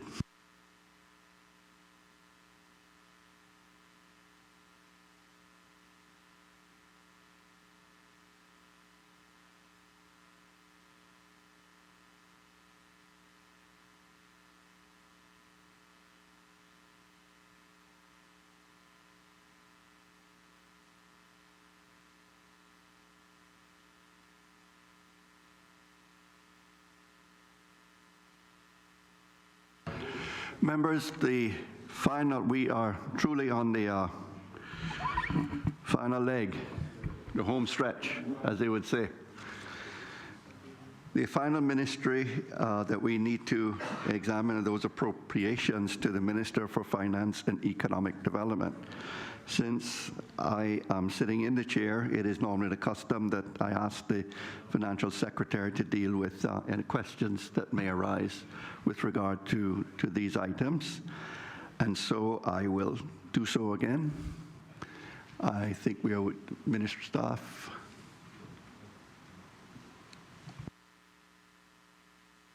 We'll give them a minute to get inside.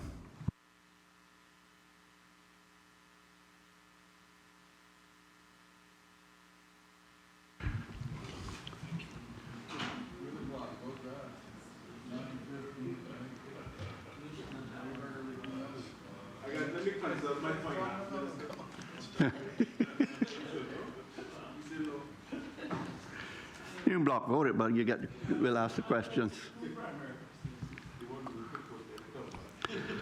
Let's begin with FED1, Policy Advice and Ministerial Services, a negative $273,665. Questions? Yeah, Mr. Chairman. Member for Bodentown West. Thank you. The one thing I was trying to understand, just going through the overall financial performance, and it just has to do with pensions. And if you turn to page 209 in the planning estimates that you provided for 2019, I noticed in core government itself, the actual budget was $23.3 million, and the actual spend was $9.4 million for a positive variance of $14 million. That's looking at note 21 personnel costs. But then I noticed for the entire public sector, which is a consolidated position, the budget was $34.8 million, and the actual spend was $46.6 million for a negative variance of $12 million. So core government had a positive variance of $14 million, but the entire public sector had a negative variance of $12 million.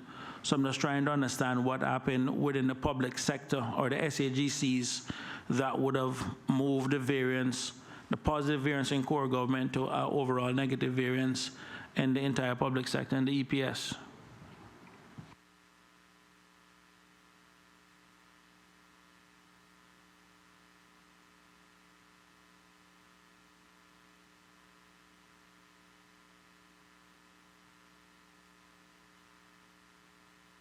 If the answer isn't readily available, Mr. Chairman, in the interest of time, they can always email it to me. So if it requires more analysis, because it is pension, and I recognize that government does have several pension plans, so if it's something that's going to take a long time, they can email me the answer. Especially since it's probably within the SAGCs. Yes. Thank you, Mr. Chairman. Mr. Chairman, Kenneth Jefferson, Financial Secretary and Chief Officer. I'll take up Member Saunders' suggestion on the research. It's obviously quite late in the evening, and I actually don't have an explanation for the very astute question that he's asked. I don't have that now, but we will undertake to provide that for the committee. Thanks. And that's fine, because they're normally very responsive and very quick in terms of it, so that's fine. My other question, Mr. Chairman, is actually has to do with cynical.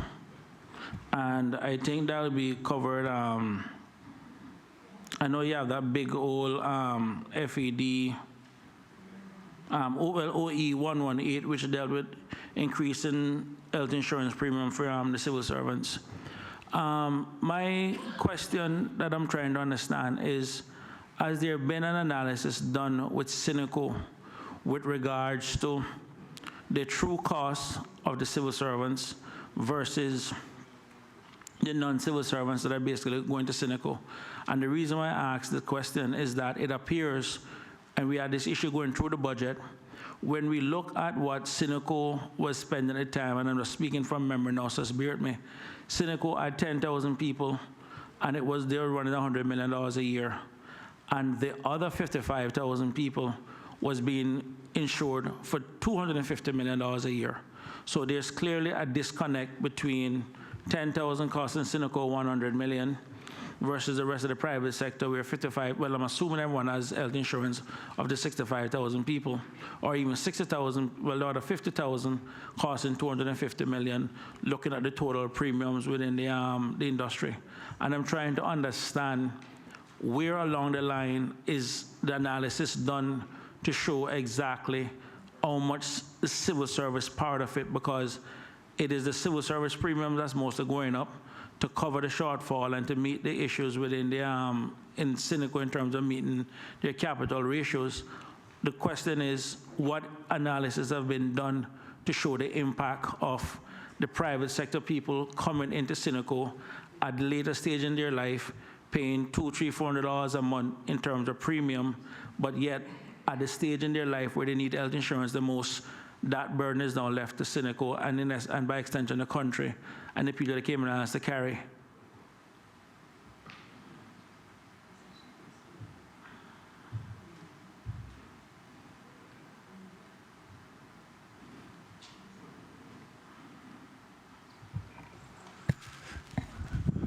I think, Mr. Chairman, thank Member Saunders for that scenario and the question.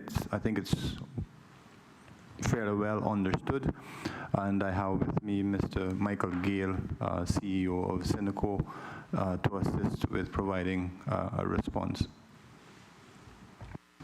Good evening, Mr. Chairman. Michael Gale, CEO of Cineco. Through you, if I may address the member's question. Just to provide some context, member, the people that you're talking about who are paying $200, $300, $400 a month, that just provides them with the basic policy with a lifetime maximum of $100,000 a year. Those people only cost us maybe $3 million a year. Those only cost us about $2 or $3 million out of the 90-something million dollars a year. The bulk of the claims are coming from the government portfolio, the civil servants and the seafarers and veterans and the pensioners. Now, just to provide some additional context through you, Mr. Chairman, we often speak about a comparison between Cineco and the private health insurers. But it's really not an apples for apples comparison. You make a very astute statement regarding an analysis, and we have recently undertaken an exercise to try to understand the difference in cost and scope of cover between Cineco's operations and the operations of the private insurance companies. What we did was we were able to convene a meeting with a group of carriers from the private companies, which probably account for 70 to 80% of the private companies, the private carriers. We compared scope of cover, Cineco as against the best of the best in the private sector.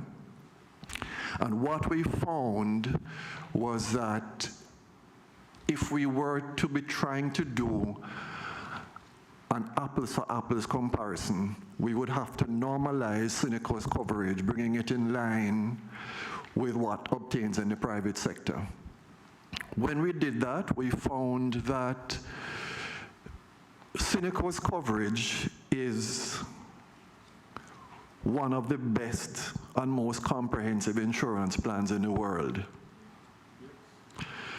And the difference between what Cineco paid out last year and what we would have paid if our cover was limited to an amalgam of the best of all the others is somewhere in the region of $10–15 million. What I'm saying is that there is a significant component of Cineco's costs which cross over from the realm of pure health insurance to the realm of playing a part in the country's social welfare infrastructure. And this is not quite often recognized. I can give you an example. We discussed home health care. With the companies that we spoke to over a period of 3 or 4 years, their home health care cases were so few and far between that the people I was speaking to couldn't even remember what the costs were. One of them called me a day or two after the meeting and said over the period of the last 3–4 years, they have paid out $200. $200. No, it's not that, member. What it is that home health care under a health insurance policy is intended to address certain specifically defined aspects of healthcare, primarily in lieu of hospitalization. So the other companies, there's one company, for example, that offers 40 one-hour sessions after a period of hospitalization. Another company offers 30 days. Another company offers 120 days. At Cineco, we have people on home health care for years because the home health care which we offer, as I said, crosses over into the realm of social welfare. And what it is that we are effectively operating as a part of the government's social welfare arm in addition to our health insurance operations. So there are a number of people, for example, the elderly people that you refer to, member, who will have genuine needs for caretakers, for caregivers, but this is a social welfare need, not a health insurance need. But Cineco is paying these costs. So what I'm saying, member, is that, well, I can provide you with numbers to substantiate it. It's a fact. But with the greatest of respect, the reason that is because what we allow the health insurers to sell. If this country believes that that is a social welfare component that should be carried by these health insurance companies that are cutting people off at 65, we need to stop accepting their lobby to change the law in their benefit. Fair enough. And if you prescribe it under as an item that they should carry, they have to do it.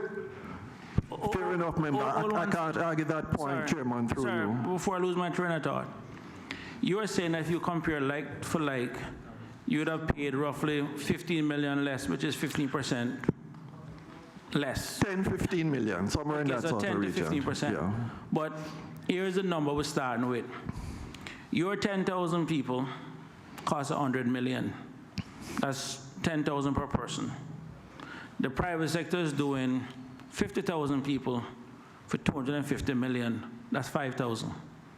So you're basically paying twice. So even if you discount by 15%, the bottom line about it is you're 100% over where they are.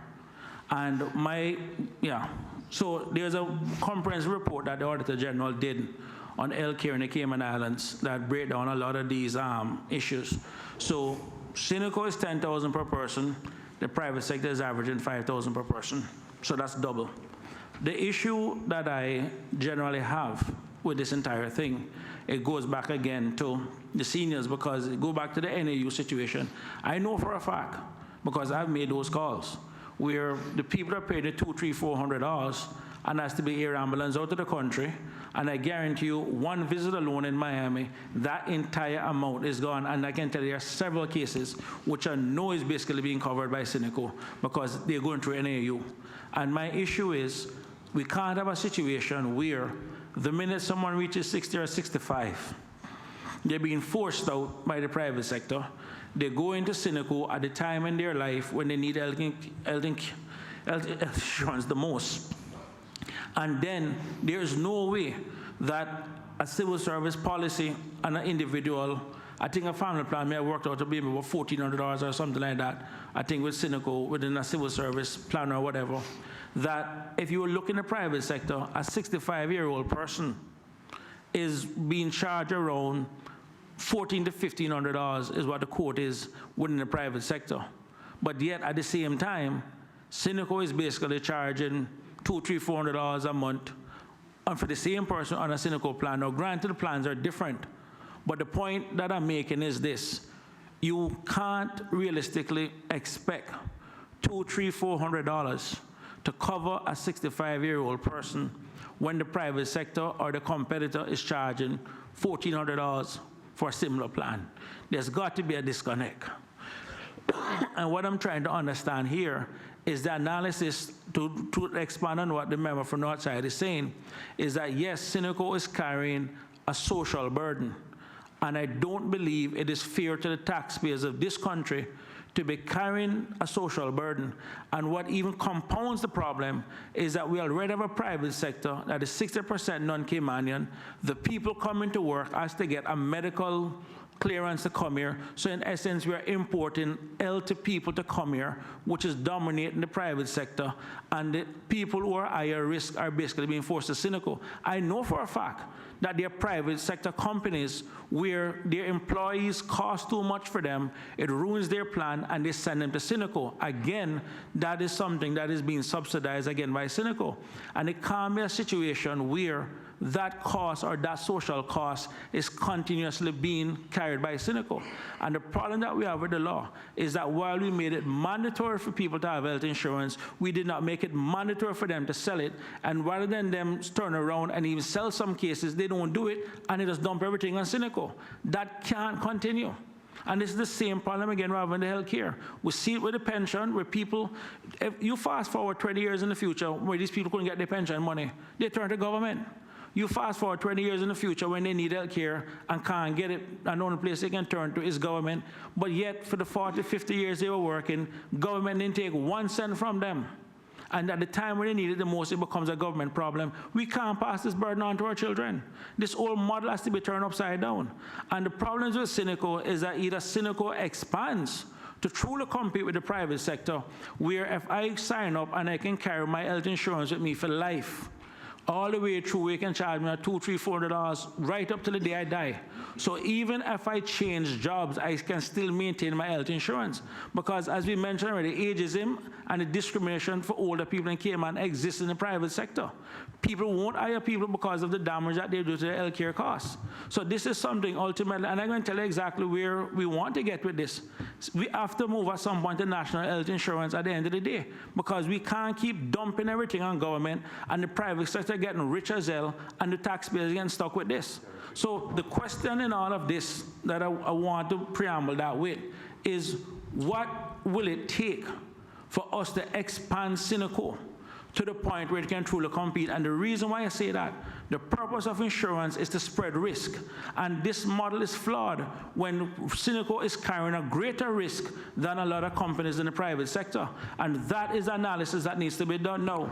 I don't expect the government to shut these companies down, but what I do expect, if the government is going to be stuck with the bill, is at least do at least the analysis to expand Cineco, to at least truly expand their risk and not just be forced to take the high-risk customers them.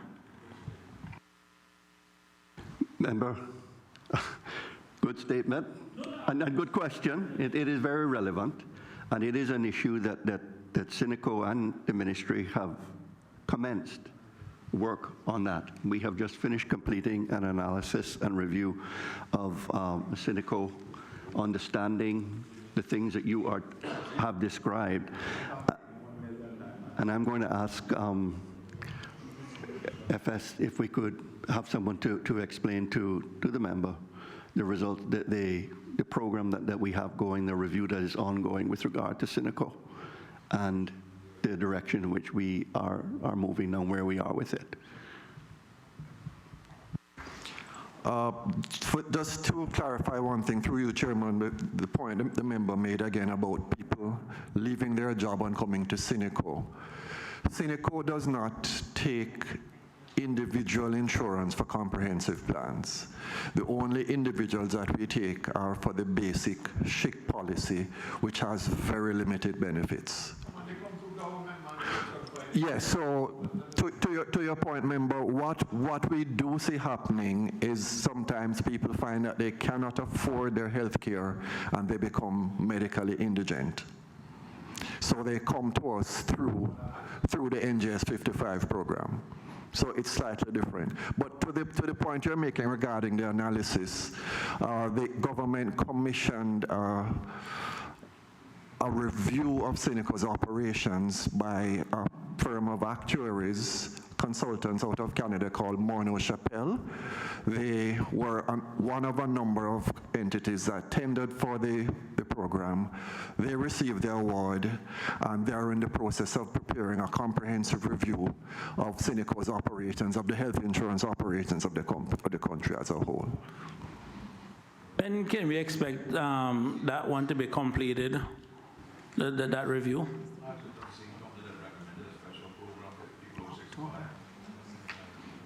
That can be the same company, that 65 senior plan, is it? The same company that did that 65, that was it?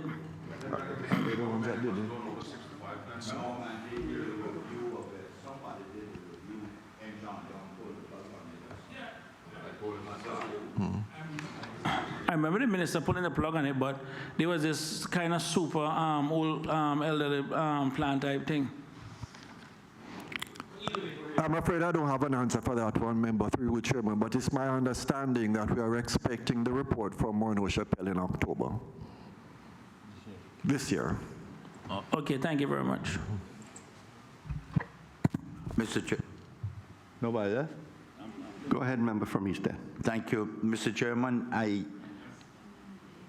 have to confess something here this evening, and that is that I have been dealing with this gentleman, Michael Gale, for the last, I don't know, 6, 8, 9 months, and I believe that's him sitting there now. Yep. First time in life I ever see him.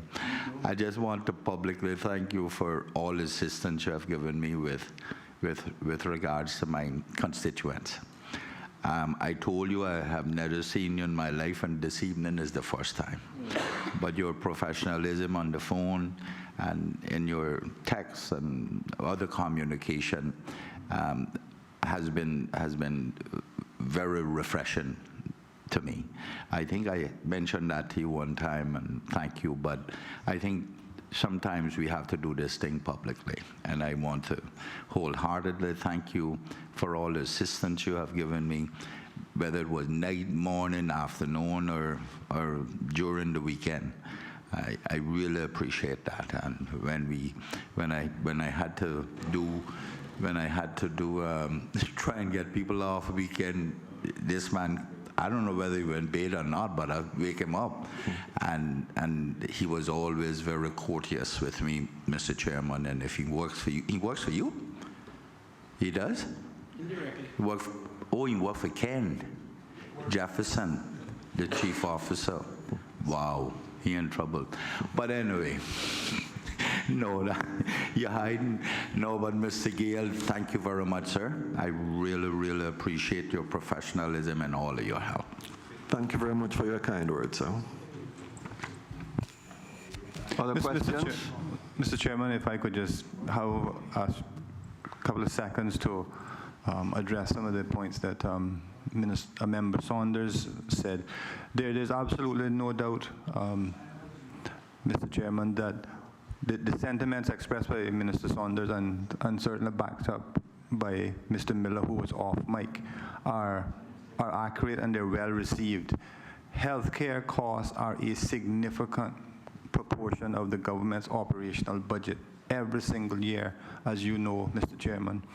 The magnitude of those costs from all sources are easily 20% of the entire operational budget of government. And in dollar terms, that is $100+ million every single year. So the costs are very significant. If we take the 2019 year as an example, the output group CIN1, as we refer to it as, health insurance for seamen and veterans were $12.2 million. For civil service pensioners, it was $27.3 million, for a subtotal there of $39.5, almost $40 million. The health insurance cost for civil servants, close to $48 million. So just that for the subtotal would be in the region of $87 million. We then have to add in the fact that the government pays for indigents and various services provided by the HSA. And all told, those services collectively come to well over $100 million consistently every single year, and amounting to 20% of the government's operating budget. So the points being made are well understood. It's a significant impact on government, or a significant component of government costs, and they do have to be addressed. Mr. Chairman, one last thing. That's the good gentleman that used to be the CFO.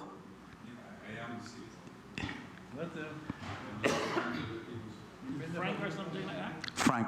Yes. Frank what again? The CFO, Frank Galippi. Galippi. Prior to Mr. Gale, he was my go-to guy. And he too was very professional. I realize now, but he's getting a little bald and grayer, so I didn't recognize him at first. So I want to thank you as well for all that you have done for me during all that period. And now I'm gone to Mr. Gale. So, but thank you very much too, sir. Thank you, sir. One last question, Mr. Chairman.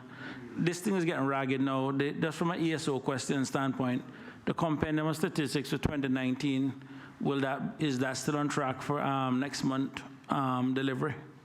The compendium of statistics, I know it has, FS, has it been approved noted by the cabinet yet, do you recall? I know it's ready, I've seen it. If it hasn't been released, it's imminent. Can I get a copy? Pardon? Can I get a copy? Absolutely. Okay, just email it to me. I need one too. Please send one this way. Yeah, this one is old and rugged. Now I walk at this. This stays in my vehicle. Yeah. Have you checked the ESO's website? Oh, I live on it. Okay. I live on that website. It's not there yet. Okay. Then if it isn't there yet, it hasn't been noted by cabinet to release. So it effectively hadn't been approved for release, but I know it was it did go through the caucus process, and it's on its way to the cabinet. Okay, and then one final question. The census of 2020, is it still on for this year too? No, sir. I can confirm it has been postponed. Okay. To a date to be determined next year. Okay, thanks. Yeah. Mr. Chair, can you explain that process for me, this caucus and then cabinet process? It's why do you have to, why does it go through there? I thought the statistics and, forgive me.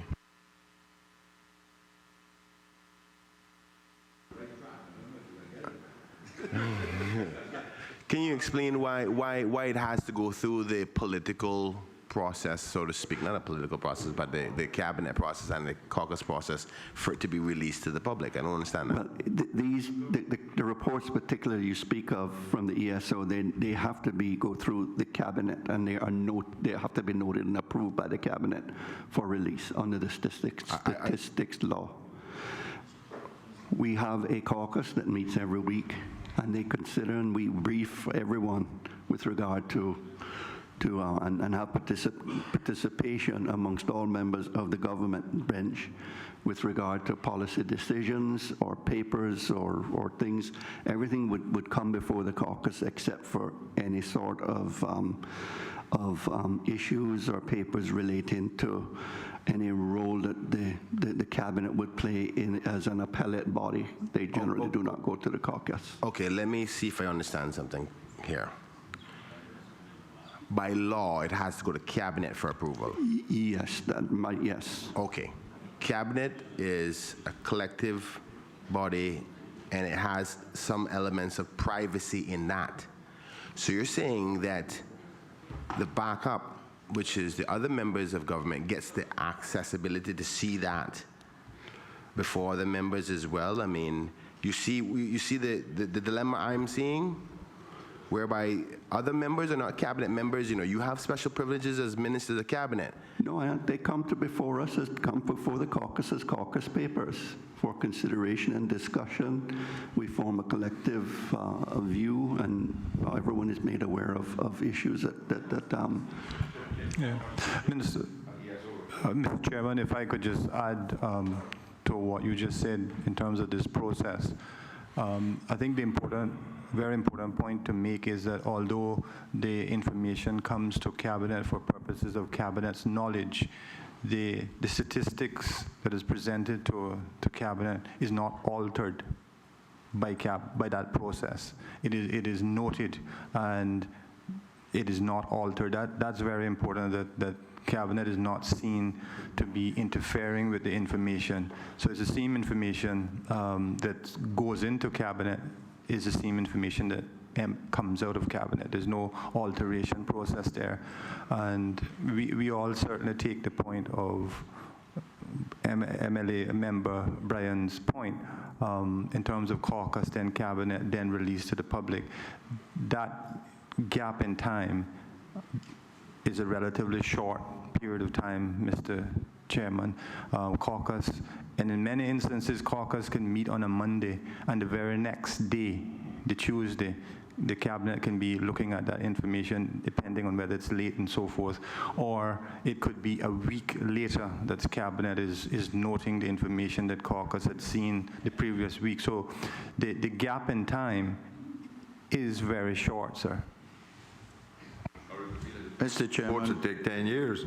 with all due respect, it matters not the duration of that time.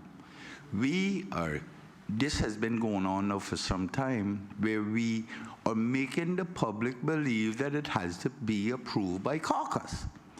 If there is a policy, that's the impression people are getting. If there is a political policy that the government wants to do, that's their caucus. That's their business, whatever they do. But when you have statistics that has been created on behalf of this country, you cannot give the impression that caucus approves it before it goes to cabinet to get approval for distribution. And that's what we've been doing. Mr. Chair, just say that, you know. Mr. Chair, is it fair to say? Is it fair to say? The only problem I have with it is the way it's being said, that it has gone through the caucus process and has gone on to cabinet.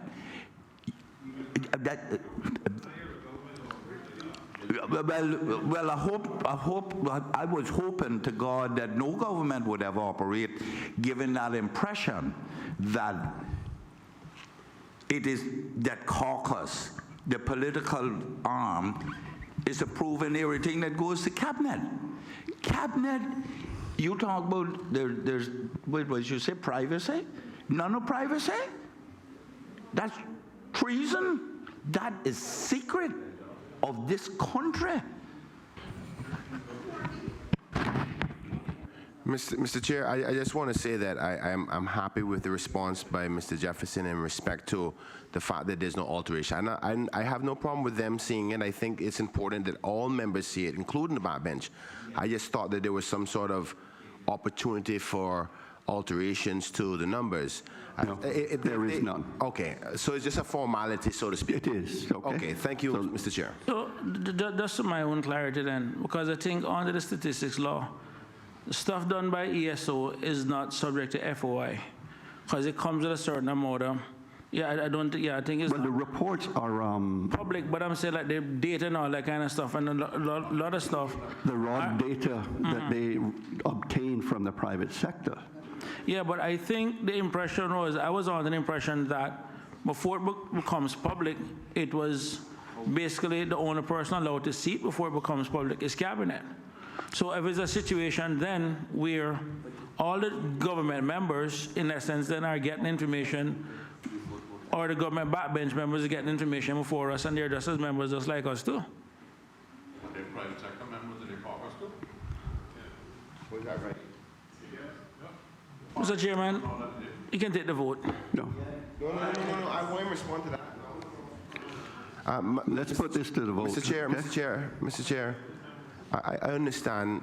I mean, sorry, I really don't want to be difficult, but this is something that seems to be important now, because my colleague just highlighted the fact that the cabinet gets to see some sensitive information, which we respect.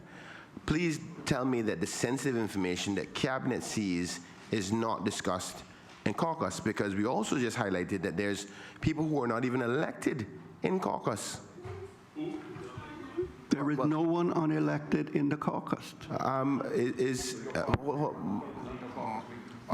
sorry if I've mistaken that, but the political advisor to the premier goes to their caucus. There is no one within the caucus who is not an elected member. Excuse me. Yes, there is. I take that back. The secretary is not elected. I take a time to go home, you know. All in favor of FED1, Policy Advice and Ministerial Services, negative $273,665. FED2, Governance and Administrative Services, negative $165,747. FED3, Collection of Coercive Revenue, negative $1,422,518. FED5, Financial Reporting and Management Services, $80,000. FED6, Processing of Passengers and Inspection of Aircraft, Vessels and Cargo, negative $7,095,211. FED7, Identification and Investigation of Customs Offenses, negative $2,377,445. OE118, Increase in Health Insurance Premiums for Civil Servants, negative $5,577,567. And EI70, Ministry of Finance and Economic Development, negative $249,000. Standing part of the schedule to the bill, please say aye. Those against, no. Ayes have it.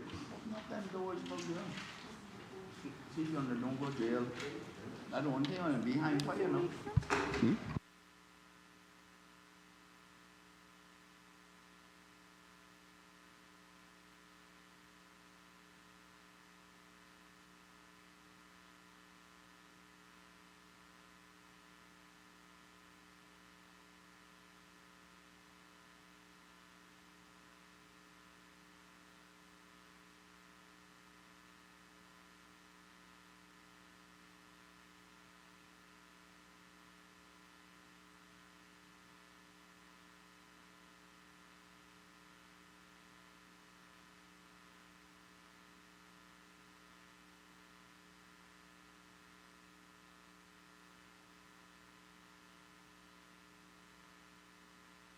Members of the committee, we do have a few other administrative matters here for me to continue. You can make your staff leave it, but you got your staff.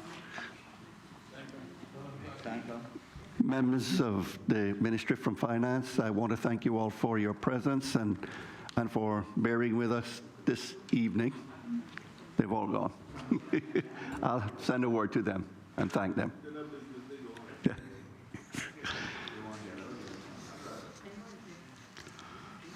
In accordance with Standing Order 64-4, I shall put the question as to whether honorable members approve of the schedule as amended, forming part of the bill. All those in favor, please say aye. Aye. Those against, no. The ayes have it. The schedule stands part of the bill. Next, we have to consider the clauses in the bill. And in accordance with Standing Order 64-5, I shall put the question as to whether honorable members approve of Clause 1, standing part of the bill. All those in favor, please say aye. Aye. Those against, no. The ayes have it. Clause 1 now stands part of the bill. Similarly, I'll put the question in Clause 2 of the bill. The question is whether honorable members approve of Clause 2 standing or becoming part of the bill. Those in favor, please say aye. Aye. Those against, no. The ayes have it. Clause 2 now stands part of the bill. In accordance with Standing Order 64-7, I shall put the question as to whether I, as chairman of the committee, do report the bill to the House. Those in favor, please say aye. Aye. Those against, no. The ayes have it. The bill shall be reported to the House. I want to thank honorable members for your patience, and it's been a long day, but proceedings in Finance Committee are now concluded, and the next steps will be for the staff here at the Legislative Assembly to complete the reports and the minutes for any amendments to the bill itself that we approved before we can take it back to the House for third reading and safe passage. Mr.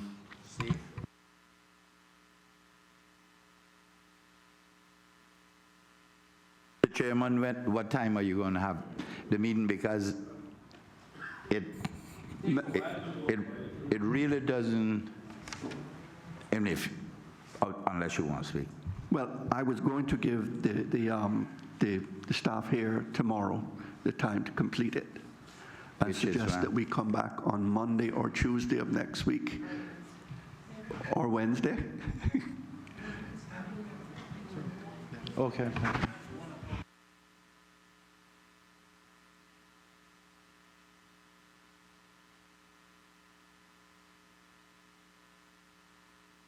Okay.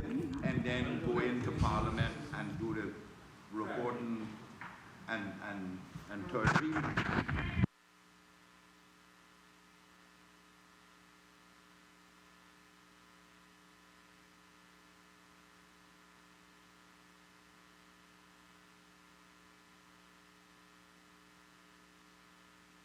The staff here have indicated that we'll be ready by 1 o'clock tomorrow for us.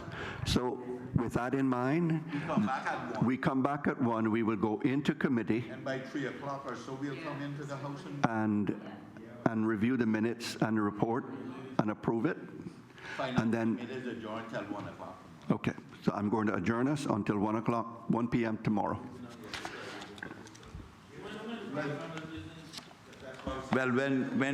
Well, we got private members' business too. We got questions too? I mean, not like that. And questions. Maybe we need me leave it till Monday, Mose. I told you that. Or Wednesday, whichever the case may be. And then you all will have all the questions. We will take Mr. Miller's motion. We'll do the government business first. You may have some other things that you need to do, like lay papers or something. And then we do the. We can always postpone. Suspend standing orders to bring private members' day forward.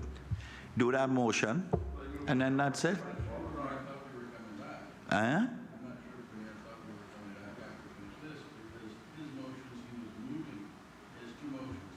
One we was moving. You got two. I spoke one fair trade. I spoke to the minister. He asked me to put it until the end of August. Only one is because alcohol and fuel. But he not here. He has no control now. Since he's not here, we operate now. Under you? You don't think that how it go? But tell him be here now. Without quorum. The house is quorum. The house is without quorum.